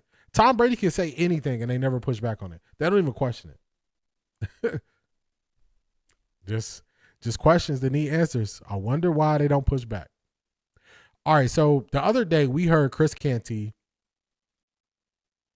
only skip, and they just brush him off as crazy. Talk about a lot of stuff. Hey, slow down, Bill Simmons. That's a fact. And they try to write Skip off and say Skip don't know what you talk about. So it's funny. It's funny how that works. We were reacting to Chris Canty on ESPN, and it didn't make sense to me because we keep seeing people go on First Take and speak a totally different way than they speak anywhere else. And Zedric said, hey, this sounds like what Max was saying on Bill Simmons. So I want y'all to hear the beginning, and then we're going to skip forward to the point where he's breaking down the format of First Take. And this is why I was speaking on producers earlier in the show. So y'all will see. They want to make the square peg fit in the round hole. That's a fact. It's never going to work. And Keith Hunt, you're right. Only Skip Bayless pushed back on him. All right, so let's play the beginning. Then I'm going to skip forward. And what Max is going to describe about what the producers want on First Take, that is exactly what we witnessed when we watched Chris Canty on First Take. So let's play this. And a lot of other people were talking, including people you did shows with. How frustrating was it for you to sit on the sidelines, be talked about, but not be able to talk? That doesn't bother me at all. Okay. You're talking about me like I'm not sweating anybody like that. But I was very flattered that, because if you go off the air, you're not sure that the sports world would care, right? But people seem to care. I was like, oh, look at that. People are thinking about me. I was very flattered by it, to tell you the truth. And in terms of the stuff that went down behind the scenes, there were things said to me in private that early on that it's not like anyone said to me, hey, this is top secret, don't repeat this. But I think there's a general understanding that if someone's talking to you in private, it's a private conversation. And I wouldn't repeat that unless they said it was okay to repeat what they told me. Yeah. So that's what I could tell you about, like the behind the scenes stuff on First Take, for example. But in terms I'm really not worried about that stuff, But I think that's a great mindset to have, where you can't just let somebody get a reaction out of you just because they speak about you. Like, especially when you're going to do this every single day, or you're going to do this a couple times a week, you're going to put your name, image, and likeness out here. People they're going to disagree. They're going to come at you, and you just got to let it be what it is. You just got to let it be what it is. So that's the first part. I wanted y'all to hear that response. Now, the second part we're going to get to, he's going to go more into things on First Take. And it makes so much sense once I saw this. So Zedric was on to something when he put me onto this. All right, let's start here. Let's go. Had over like years. Yeah. Where I didn't feel like a relationship was really forming. And I like to go to work and you could feel a little bit watching it. And it was hard to tell how much of it was theater and how much of it was like, oh, these guys just don't get along in the same way, or whatever you feel about who you're working with and what the situation is. To me, a cardinal sin is betraying that on the air. You should always be thinking about making the show entertaining. Right. And I do think it reached the point on that show where it was like, come on, dude, we the first priority is to make good TV. Well, good TV is like professional wrestling, right? Right. Both guys have moves. You guess so the other guys move. Of course. And I think we've all been in situations who've done this, where you're with somebody or on a bigger show, where people either selling your moves or they're not. Right. Exactly. I think Stephen A. Smith was short-sighted. Stephen A. Smith doesn't want to truly debate. And I realized that because he's not putting in the work. He's not watching the games. He doesn't want to debate with a person who's doing all the research. So he fixed the way that the show was created and made so he doesn't have to debate with somebody. Max was there to debate. He didn't want to debate. That's not what he wanted to do. It takes too much work for you to debate 12 different things every single day, do all the research. You're not going to be able to go work 3 other jobs and be a pseudo celebrity and all those things and showing up at different arenas, going to games when you really got to debate somebody 5 days a week. So he didn't want to debate. The problem was he didn't realize that people were enjoying true debates more. So Max showed up in true debate form, and ESPN and First Take wanted to adjust how that actually played out in front of them. So this format where two people truly debate using facts would work well today. Stephen A. didn't want no parts of that. No parts of it. This is exactly who I thought about. Speaking of Max, why I didn't know him and Stephen A. Smith was beefing.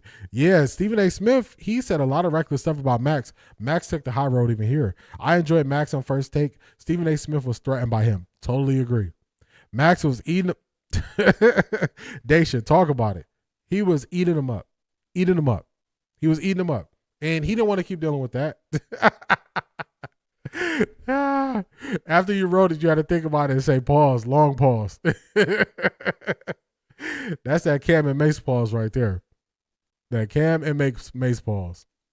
Exactly right. But he's a showman. Like he would. I never had to worry about when the little red light come on that it wouldn't be a show, but it would be like you don't want to be undermined. You know. Is that a fun show to do? Like, did you like doing what was it, 2 hours a day of just 5 days a week of having to react and just be like prisoner of the moment stuff. The issue with that. This is where it gets good, y'all. This is where it gets good. So this is where he's going to drill down on what the issue is on First Take. He's going to drill down on it right here. And this makes all the sense in the world to me. All the sense in the world.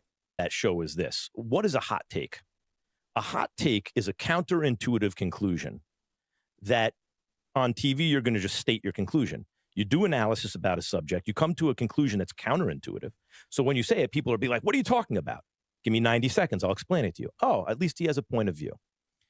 If there are 12 topics a day and you have 12 hot takes on those topics, because by and large, there's a consensus about sports. This guy's good. This guy's not as good. Whatever it is. This team is in the right direction, the wrong direction. Whatever it is. The consensus is usually correct, right? Yeah. Sometimes, some small percentage of the time, in fact, what everyone thinks is not true. If you have a counterintuitive conclusion about every topic in sports every day, you are insane. Like, Skip Bayless is very entertaining, and I always enjoy my interactions with him privately. Yeah. He's insane, right? Like, you have 12 hot takes a day? Unbelievable, right? Right. You've come to 12 conclusions that go against the consensus every single day that you're going to... But Stephen A. has no hot takes. Stephen A. almost never, I can't think of any counterintuitive conclusions that he ever reaches. That's not his job on the air. His job is to be the big reactor to a counterintuitive conclusion. Reactor. Just, he's there to hear the crazy conclusion that his partner has come to and actually be the everyman with a loud voice. Like, you are crazy, right? And do it theatrically.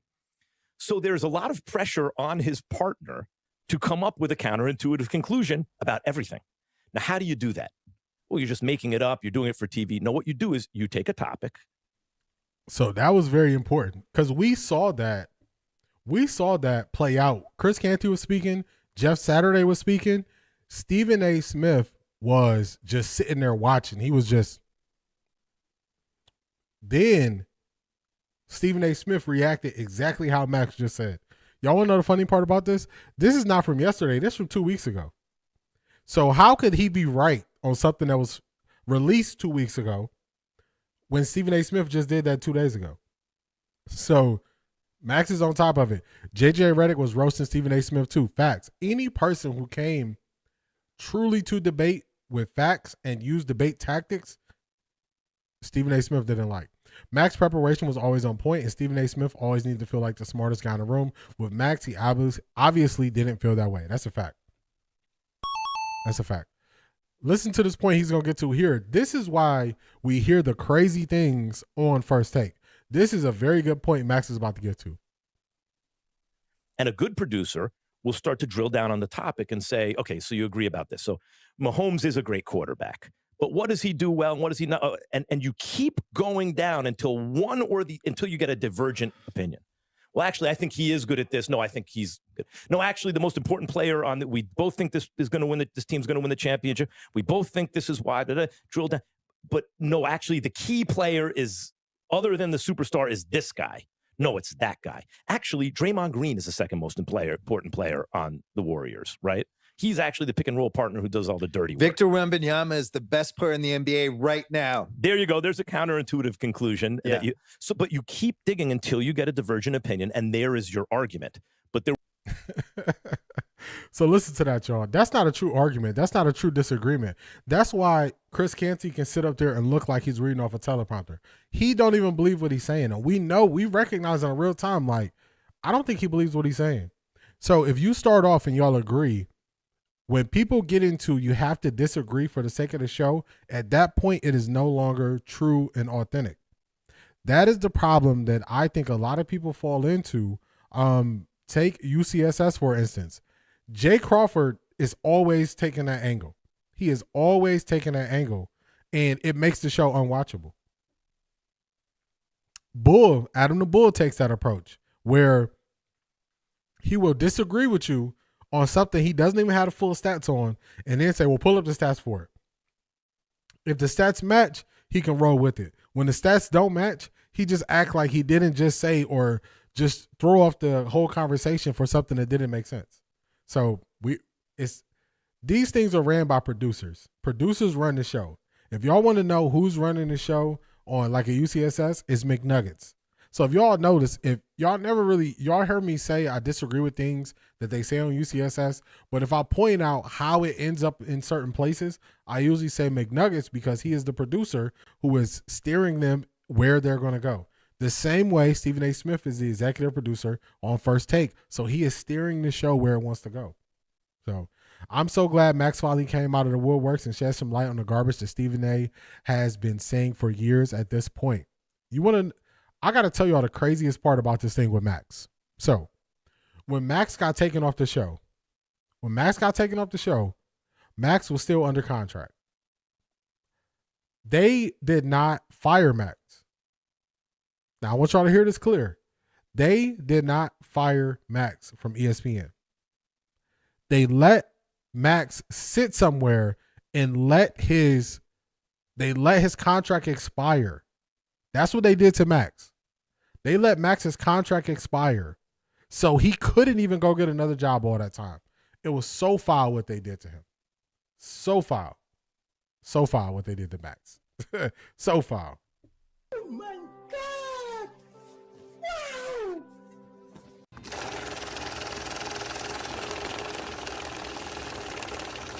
I got money. Shout out to Selmo Fudd. Shout out to Selmo Fudd being a major supporter, always showing up. I appreciate you. 216 in the building. Yo, D, from Cleveland, let me pay my respect properly. You bring the news from all around. Just keep talking about the dog pound. 'Tis the season. We got to. You got to. Because sometimes you get a better understanding when you go outside of the box. The same way Denzel Washington said when he was talking about that test where you couldn't take the pencil, you couldn't remove it from the paper. The way for you to pass that test was you had to go outside the box. You had to go outside the box to get to the answers. Sometimes the answer is outside of what we normally see. Sometimes that's where it is. So shout out to Selmo Fudd. I appreciate your support. I appreciate you being here. Selmo Fudd, you're in that category of people where when you first came into my stream, you was the first one saying, hey, man, you got to get memberships. We got to get you to 1,000. We got to get you there. You were sitting there early showing your support, and I really appreciate you. We got past 1,000. We're on our way to 2,000. So salute to Selmo Fudd. I appreciate you, and thank you for all your support. I appreciate you, man. I appreciate you. Salute to you. Salute to Selmo Fudd, y'all. It's like reality TV. I totally agree. Whenever someone has an opposite opinion, Stephen A. Smith takes it personally. Yes, you taking this off script. You're not following how we supposed to do this. Maurice, that's how they did it. When they let his contract just roll, he could not go work somewhere else. That was the most foul thing I heard because I went back. I heard the small part and I listened to the whole thing, and I was like, that's so foul by ESPN. If you think he's not good enough, why would you not let him go somewhere else? Why wouldn't you just pay him his money and let him walk? I don't even get it. If I'm not holding somebody back, let's do this. Let's do a little trick, y'all. Let me know if you think. All right, this is what we're gonna do. We're gonna make it easy. Put a 1 in the chat if you think Kevin Stefanski is a good coach. Put a 2 in the chat if you think Kevin Stefanski is a bad coach. That's the question, y'all. 1 in the chat if Kevin Stefanski is a good coach. 2 in the chat if you think he is a bad coach.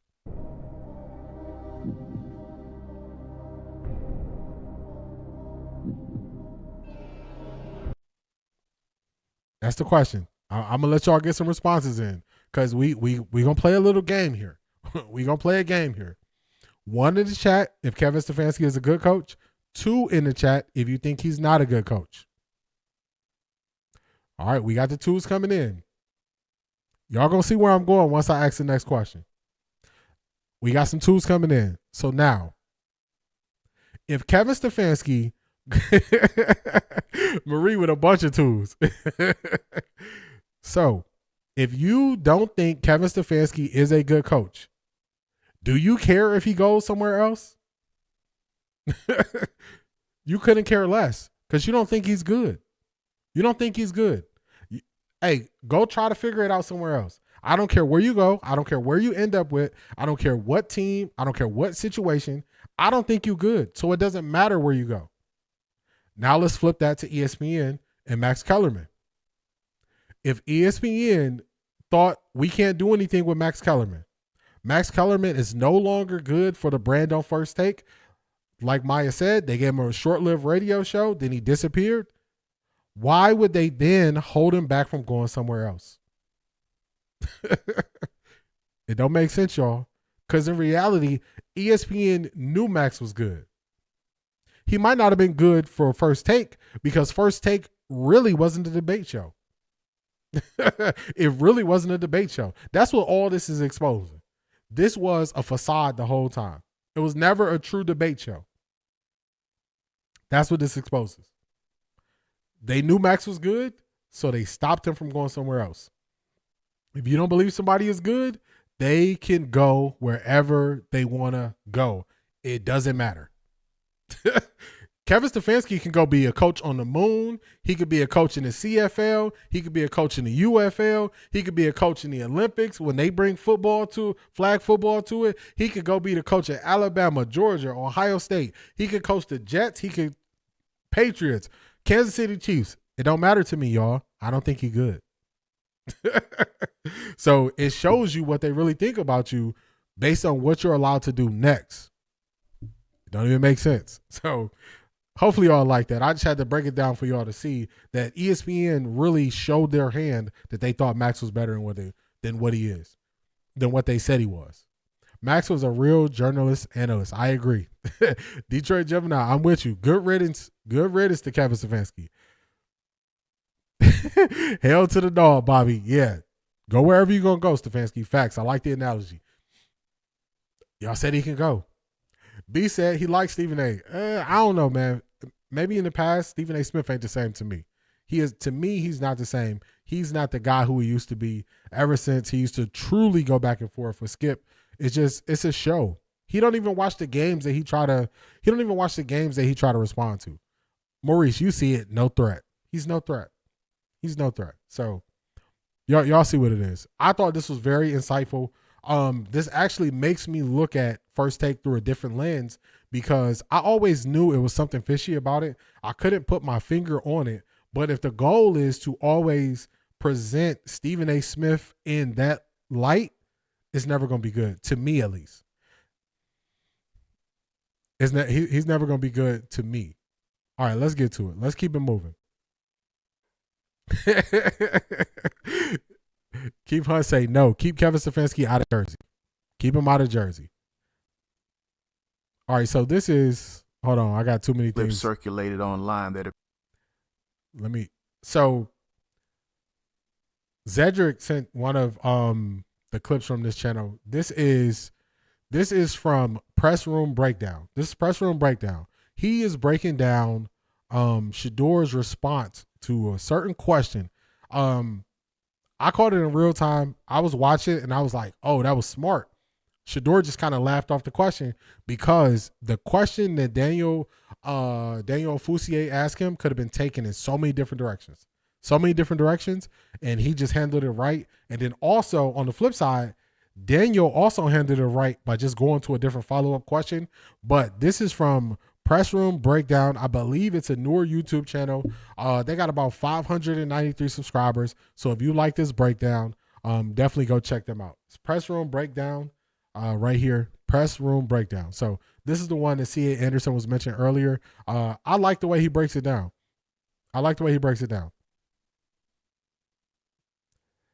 And take his playbook with him. Yeah, take his playbook. I just watched the Stuart Scott 30 for 30 and thought that Stephen A. Smith's success wouldn't have happened without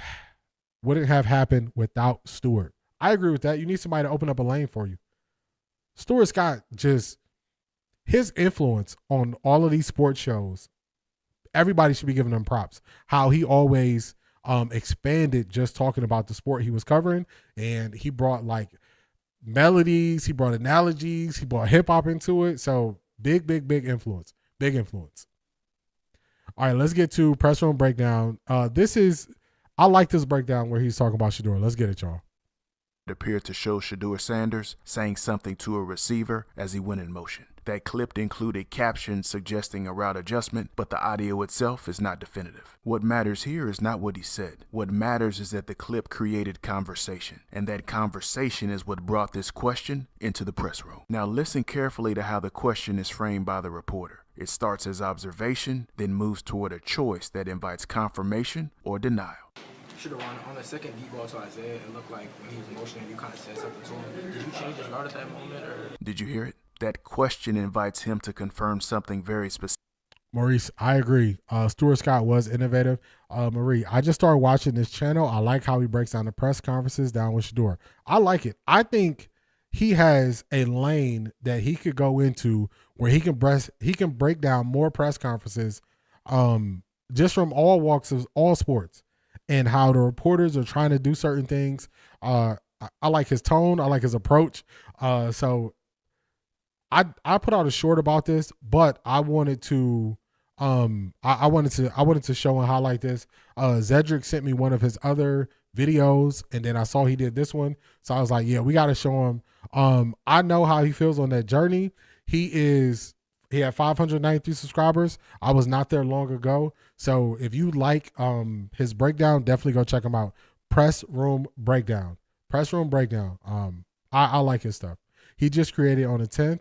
I dig his perspective. Yeah. I like it, y'all. I like it. Y'all know me. If I like somebody, I'm going to tell y'all and I'm going to put it out there and then definitely say, hey, go check him out. So definitely go check him out. I like his breakdowns. Let's get to it. Specific in public, whether he has the authority to change a route at the line of scrimmage, to give a receiver direction in motion, or to adjust what's being run based on what he's seeing from the opposing defense. This question isn't about the play itself. It's about role, authority, and process. You funny, bro. You funny. All right. Notice what Shedeur does not do. He doesn't say yes, he doesn't say no, and he doesn't explain. He ends the exchange without escalating the room. A lot of people see the laugh and assume goofiness or immaturity. But in press settings, laughter can be functional. It can soften refusal, lower tension, and shut down a line of questioning without creating conflict. This next question tells us a lot. Watch what happens in the room after Shedeur sets that boundary. The moment passes, the reporter moves on, and nobody follows up. I mean, as a whole, just like how confident are you? Or what was that process like? Like seeing stuff on the field and making those checks? And yeah. Just being able to communicate and make changes. What's that process like? Did you hear it? That shift matters. The reporter doesn't press the moment. He instead zooms out to general process and communication. That's how press rooms work when a boundary is clearly set and the player stays engaged. This question doesn't mean the reporter is out to get Shedeur. This question by itself doesn't assume bad intent. It's a normal part of covering a team and asking for clarity. But even without bad intent, answering certain questions can still put things out there that you can't take back. Think about it. I thought this was a great breakdown, and he's called it real time how Daniel changed his line of questioning from just being set on that one particular thing to moving into something more broad that kind of wouldn't box Shedeur into a corner. So Shedeur was smart to defuse the situation with laughter and to not go in on it. Zetrick, I'm not sure. If Shedeur answers yes, the story shifts immediately. Now the conversation becomes about authority, autonomy, and what he's allowed to change at the line of scrimmage. That's not a one-day headline. That becomes a recurring narrative. And if Shedeur answers no, the story doesn't end either. A denial invites explanation, explanation invites follow-ups, and the room keeps pressing for clarity. And if Shedeur provides a detailed explanation here, that's the riskiest option of all. Explaining reveals process, and it means talking about communication rules, what is and isn't adjustable at the line of scrimmage, and how decisions get made in real time. That's information teams protect, not because it's secret, but because it doesn't need to be public. The lesson here is simple. Sometimes the most disciplined answer is the one that doesn't create a headline. When you see a moment like this from Shedeur, don't just ask why he didn't answer. Ask what answering would have created. Ask how that answer would have shifted the focus in the room. Ask the question what ripple effect it would have had on the team. Silence and I like his breakdown so much. So much. That's one of the questions that I often ask. I say, what are you looking for? What answer would be good here? So I like this breakdown a lot. I like how he's going point by point. He's not skipping through it. So I really like this breakdown. I like this a lot. In moments like this isn't avoidance, it's awareness. This is something you see over and over again in press rooms. Players aren't just managing performance questions. They're managing information, expectations, and future narratives. What looks like a small moment is often a decision about what story does not need to exist tomorrow. This is Press Room Breakdown, where we slow the room down and study how the message gets made. Yeah, definitely go check him out. I watched a couple of his things, and I was like, man, I don't know if he realizes the opportunities in front of him. He has an endless amount of content he can react to, and he's coming at it from a very good angle. He's not coming at it to make either person look bad. He's just explaining all of the output. Let me start over. He's explaining all of the potential outcomes there could be based on how your response goes. And I like that because a lot of times people think, or when people get the response, then they go backwards and work backwards from it. But he's working before the response comes, and he's telling you a yes could be this, a no could be this, and then no answer could be this. So this is a great breakdown. This is Press Room Breakdown. Definitely go check him out. I know how he feels on that journey. You got some stuff that's hidden. People are enjoying it. 593 subscribers. Y'all help him go get to 1,000. Help him, get to that next level. I really like what he's doing. I really like what he's doing. I like it a lot. Maurice says, on the cool side of the pillow, classic. Shedeur is honestly a great case study from a research and sociology standpoint. I agree. I love this assessment. I'll have to check out this channel. Yeah, I like it. I like this channel a lot. I like Daniel. He seems to be one of the few that doesn't look for controversy. Darius, you know what else? It's because he also didn't come up in Cleveland media. He was in Miami. Daniel was covering the Dolphins. Then he was covering the Baltimore Ravens. And then now he's covering the Cleveland Browns. So he has more experience outside of Cleveland. So he just doesn't fall for the stuff that they do. Then he waited and asked Tommy the same question. That's a fact, because you know that this could turn into something. So I just think Shedeur handled it great, but I like the way he broke down explaining how Shedeur handled it. You're right. I never seen this approach before. C. Brown run, I thought this was a really good breakdown, really good approach. Yeah, he broke this down tough. I agree. Shedeur is smart behind his ears. He has more wisdom than anyone in the room. He knows when to answer. He knows his words are going to be spent. He knows that even when he doesn't say anything, they're going to take that as a negative. So he is gauging how to handle it. And at this point, now that he's the starter, he is handling the media so much better. I'm not saying he was handling it worse. He had a fill out period. All right, let me see who's stirring up some bad stuff, who's doing some good stuff, who's being honest. And now he understands who they are. By the time he answers a question from Mary Kay, he almost already knows what Mary Kay is going to ask him. The same way with Tony Grossi. He knows what Tony Grossi is going to ask him. The same way with the other reporter. He knows what the other reporter is going to try to spin something. So he has a full understanding. He has a full understanding of everything that is happening around him. So I like it a lot. Shedeur Sanders is a foreign antibody that system is attacking. He challenges the status quo. His success proves the fragility of the system and all those who follow and benefit from it. Talk to him, Ivy League Mac. I like that. There's a game within a game being played every time Shedeur does a press conference. Facts. Okay, I didn't know that. He sounds very professional. Yeah, Darius, this press room breakdown, I like his stuff a lot. Also notice he was short with Mary Kay this week too. Zedric, he's reading the room. He has an understanding of the room. He's given them multiple chances to show exactly what their intentions are. Now he understands their intentions. He handles it accordingly. My nose looks shiny. Cleveland media is a mess. Wet 11s, they are. Daniel is one of the bright spots. Cameron Justice is also a bright spot. I would say it is 80% a mess and 20% bright spots. That's what I would say. But that 80% is heavy. They strong. They deep. All right, let's see what we got next, y'all. What we got next on the docket? Think that Kevin deserves a chance to coach this football team when he has. Speaking of Mary Kay, Mary Kay is a flip-flopper. So a while ago I said Mary Kay is hedging her bet.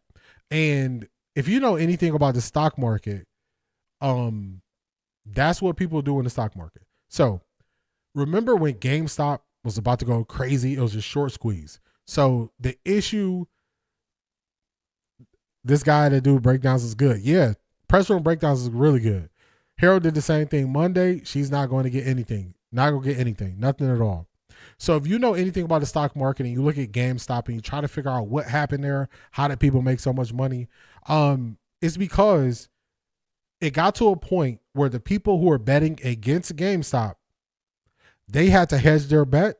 And by them hedging their bets, they end up skyrocketing GameStop stock. So everybody who was holding, everybody who had diamond hands, they reaped the benefits of the people who expected it to fail and it not fail. So everybody reaped the benefit of it. That's hedging your bet. So they shorted it so much that when they lost so much money, they had to flip and hedge, and now they're on the positive side. So everybody with GameStop makes money. I do a little bit with stocks, so just a little bit there, but I thought that was the best example of hedging your bet. Mary Kay has hedged her bet 38 times. She thought this was going to be the story. That failed. She went to a positive side. She thought Dylan Gabriel was going to be good. Then he started to fail. She started going to the positive on Shedeur. She thought Shedeur was going to be good and tried to say, oh, well, I've always been positive about Shedeur, even though we saw her be negative. So she is a person who was always flip-flopping or trying to hedge her bet. And this is another instance of her trying to hedge her bet. She's talking about Kevin Stefanski needs to be out a week and a half ago. Now she's saying if you just give Kevin Stefanski a quarterback, now he can be good again. How you get here? How did you get here, Mary Kay? Let's listen to this. Funny thing is, I might show you all a throwback picture of me at some point. I have that exact same, or I had that exact same hat that JP is wearing right here. Jonathan, that exact same Cleveland hat, I have that hat, or I had that hat. I got pictures of it. I might show a throwback with me at when they were the Indians. I was at the Indians game, that same hat on. But let's get to it. Let's stay focused. Let's go to Mary Kay. As a quarterback that he can win consistently with, and I don't know that he's really had that yet here for any length of time. If I were making the decision, I would try to give him the quarterback and see what he can do with it. Immediate rebuttal, Baker Mayfield. And he was part of the organization that traded Baker Mayfield. I just, at some point, 6 years is a long time. You gave him the NFL. number one overall pick in the draft. I think this year. year. What are we talking about? I think this year was the mulligan for everything else. He's on quarterback number 13. Like, I'm sorry. You only get so many bites at the apple before we have to look around and say, what are you really doing? I also think, it's 6 years. That's 6 years, 13 quarterbacks, already drafted a number one quarterback. I don't know what more we can do for you. I don't want to say that Mary Kay's doing this because, it's the Cleveland Browns. Zedric, even if you take out the 2, 11 is a lot.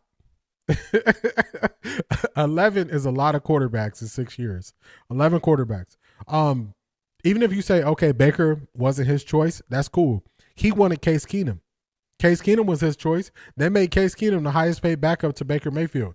Baker Mayfield messed up his shoulder, and instead of benching Baker Mayfield and play the highest paid backup in the league at the time, he didn't make the decision. He kept letting Baker go out there.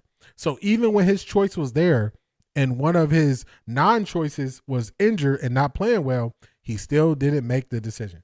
So even if you eliminate 2, 11 is still crazy.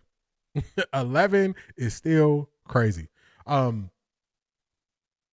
Marching orders always changing. That's a fact. Kevin has had 13 QBs. Sounds silly. It sounds crazy once you hear it out loud. What do you mean give him a QB? Maya, give him a pass is what they saying. Mary Kay needs to retire. Remember I was telling y'all when I used to bartend and 10 minutes before we close, We used to play End of the Road by Boyz II Men. It's the end of the road, Mary Kay. You gotta let somebody else live out here. It's the end of the road for you. Kevin Stefanski coaches like he needs a QB, running back, O-line, wide receiver. That's a fact. He just chose his QB, Dylan. Stood on the table for Dylan. And look what Dylan was. Mary Kay got to be drinking. She's saying it's 5 o'clock somewhere. Baker Mayfield, 13 QB, 6-26, 2 winning seasons in 6 years. Only in Cleveland is keeping Kevin Stefanski a topic of conversation. Talk to him. Talk to him. That's nasty Baker erasure. That's a fact. Chubb was the reason for those coach of the years. Chubb saved this offense. Chubb was I just read that one. But isn't that all coaches with all positions? Every professional coach would win with a good quarterback, a solid line, and a great defense. Darius, that's it. C. Brown run. Mary Kay smoking something. Yeah, she going through something.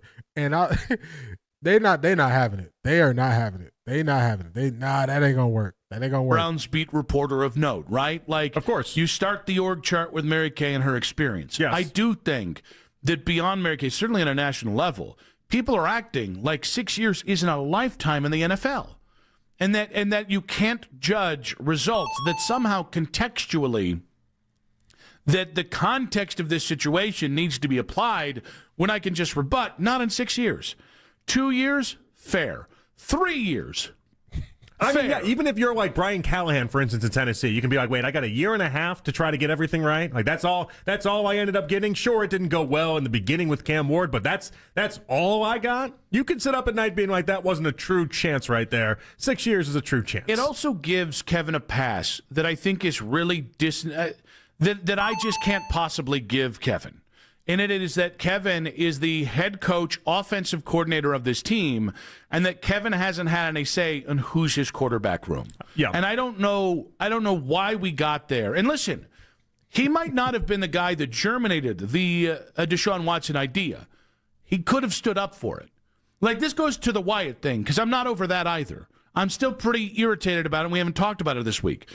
I'm not saying, I don't think it was Kevin that decided to mess with Wyatt Teller's playing time and do the injury shenanigans, but he didn't stop it. So if you didn't make the decision, that's not absolution if you didn't stop it. If you are one of the three biggest power players in an organization. Okay, but let's boil this down to what it really is, though. There are certain coaches across the NFL that can get you to work with just about anyone or any quarterback and at least have a modicum of success, right? Kyle Shanahan in San Francisco, he worked with Jimmy Garoppolo the same way he worked with Brock Purdy. You give him enough cracks at it, he's going to get something right. Kevin O'Connell got Sam Darnold back to where he needed to be. Like, you give him enough cracks, they're going to have something of substance. It might not be every quarterback, but you give them enough quarterbacks, they're going to find something. What do we have with Stefanski? 5 weeks of Joe Flacco? Is that really it in the entire time he's been here? He won a playoff game 6 years ago. I mean, what are we talking about when it comes to... He won a playoff game 6 years ago. They not for it. They not going for it. They're not going for it. That's some good wine she's been drinking the last 2 weeks. Zedric, fact, she's been all over the place. All over the place. Mary Kay has to be on something. She's smoking Mary Kay products. Yeah, next week, going to see her in a pink Cadillac, Keith. And she keeps mentioning the Super Bowl window being open. They just go back to the buzzwords, just like timing. Miss Sparkles called it out early in the stream. She was like, man, them and these buzzwords, they always go back to the buzzwords. Hers is Super Bowl window. Hers is good quarterback. You know, it's just all those things where it's like, Mary Kay, what are we doing? Why? You don't have to go out this way. You don't have to go out this way. I'll tell y'all something else why I don't give Kevin Stefanski a pass on where other people would. Kevin Stefanski signed a contract extension, I believe, 2 years ago. His contract was going to be up. So all the people who say Myles Garrett, he stayed for the money, use that same logic on Kevin Stefanski. I believe it was 2 years ago they re-signed Kevin Stefanski. Let me look it up for y'all real quick.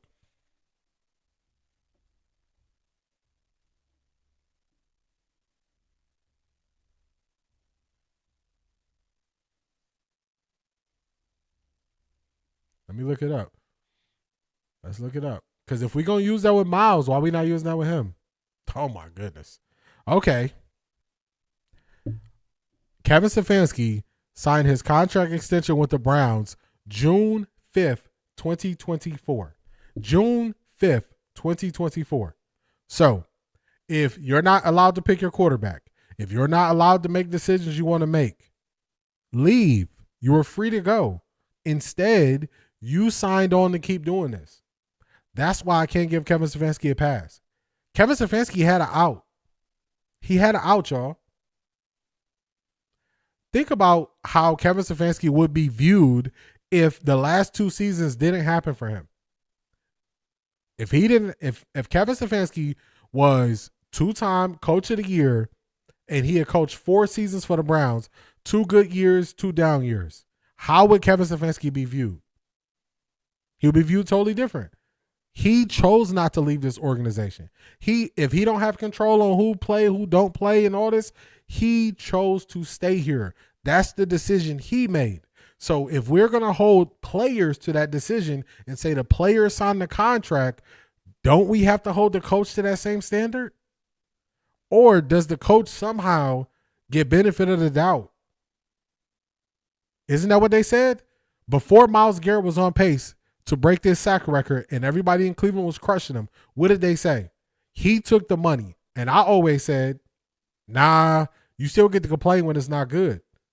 And I was in the minority by saying you still get to complain. Everybody said he took the money.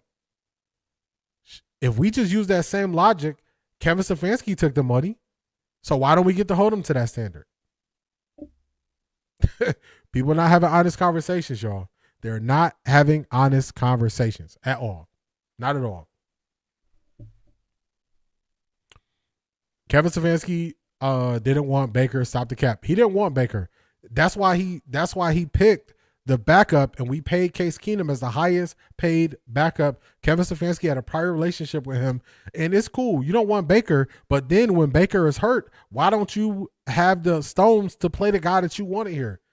We made Case Keenum the highest paid backup. We got an injured starting quarterback, and you still don't play that guy? That's on Kevin. That is on Kevin. Some of this stuff is just on him. Like, I know that people say he's a nice guy and all this stuff. I'm not talking about that. I'm not judging his character as a human being. I'm judging how he performs as a head football coach of the Cleveland Browns, and he's trash at it. That's all. That's it. I'm not, I'm not putting nothing on his name. He chose to stay here. He chose to resign. He chose to keep going through this. He saw what Deshaun Watson was, and he re-signed. He did this. Kevin Stefanski gets no passes. It's not about no quarterbacks. He could have walked away. It's happened before. Other coaches have left Cleveland. Kyle Shanahan was here. He asked to be released so he can go be the OC in Atlanta. Kyle Shanahan was in Cleveland's building. He asked to be released. Josh McDaniels interviewed to be the head coach of the Cleveland Browns. He said, we would have to fire everybody and start over and do it my way. They said, we're not going to do that. He shook their hand and walked away. So if everybody else can make big boy decisions, adult decisions, and determine if this is the best circumstances for them, Kevin Stefanski has to do the same thing, make that same decision. He decided this was the best circumstances. So don't come back and tell me, oh, it's the Browns this and the Browns that, when he could have left. If he felt so highly about himself, he could have bet on himself and walked away. Instead, he decided to come back. You have no more passes, Kevin Stefanski. You haven't been good. When Kevin Stefanski don't call a timeout when they can't get to play in the huddle, do we blame Andrew Berry? Do we blame Jimmy Haslam? Do we blame somebody else? Or is that poor clock management from the head coach? That's the head coach, y'all. So Kevin Stefanski don't get no passes my way. I don't care if he had 57 quarterbacks. He get no passes my way. None. He decided to stay here. That's on him. I think Mary Kay and Gross would be drinking heavy. How could they not? Something got to explain to Detroit Gemini. A lot of Cleveland media is floating Kevin Stefanski leaks and propaganda. They ain't fooling nobody. Facts. We see through it. We know what y'all doing. No, Mary Kay Cabot. It's the opposite. Kevin is the reason the 13 QBs are bad, not the other way around.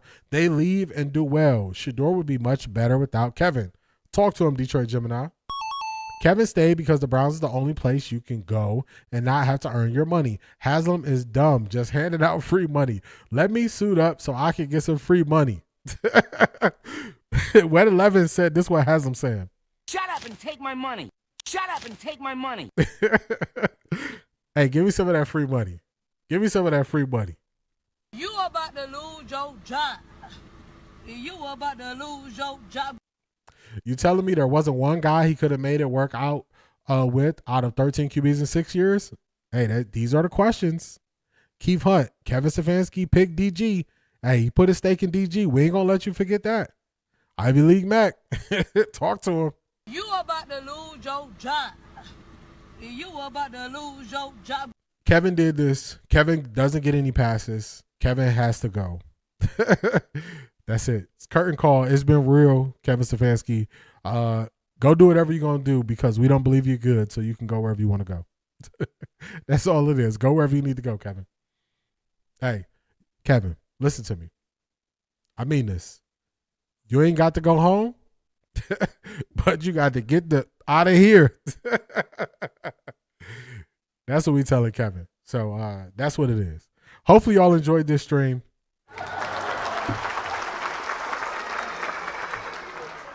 Hopefully y'all enjoyed it. Normally we get closer to 3 hours on a Friday, but I'm coming back tonight. I'm doing another stream. I'm doing a watch party for the Jake Paul fight. Alicia Bumgarner, she's a co-main event. She's my favorite boxer. She's boxing tonight. And then also we got Alabama taking on Oklahoma, 8 p.m. So I'll be tapping into that too. So if y'all are watching some of these sporting events later, tap in with your boy. I will be live. Y'all know what it is. Also, let's shout out Selmo Fudd. Shout out to Selmo Fudd. I appreciate all of your support. Since the first time you were here, I appreciate it. Shout out to everybody on Patreon. Shout out to Charmaine. Shout out to Latika being super supporters. Shout out to Miss Sparkles, Shanithia, and Zadric being part of the All Access crew. So I appreciate all of y'all support. Hopefully y'all enjoy the rest of this Friday. Tap in with your boy later. Tap in. Before I go, let me get to these last couple comments. Before I go, for the life of me, I can't understand how he was labeled the quarterback whisperer. His PR team is immaculate. Doggy bone facts. We need to hire them. We need to hire his team for sure. Stefanski loves the low expectations for consistency in his organization. Talk to him. Oh, so you the best of the losers. Who won that title? Kevin Stefanski. Why is Mary Kay caring for him so hard? She still needs those inside views, those inside takes. She need them to slip her the notes in the hallway. Tell her what she should say, what she should report on. Shanithia, yeah, you gotta. It's all good. It's all good, Shanithia. Your support is always appreciated. Yeah, definitely. Check out the replay. And I think you're going to like the beginning of the stream where we just talking in the open. So I think you're going to like it. Shout out to Keith. I appreciate you as always. Maurice, I wonder why. And I appreciate y'all shouting out Selmo Fudd, great supporter of the show. So if y'all ain't doing that later, tap in with your boy. If not, enjoy your weekend. I'll be live tonight. And then I'll also be live on Saturday. Shanithia, you know what it is. The best of the losers. This is a tagline for one of your clips. I like how you always tell me good ones that I can remember, even like this one right here. Come to Offtharecorddee, where we going to read your super chats. Your voice is going to be heard. So I'm definitely going to add that one. I'm going to add that one to the clips for sure. I appreciate you. I appreciate all y'all support. I will see y'all later on today if y'all tap in. If not, we'll do this thing again on Sunday. Peace, everybody.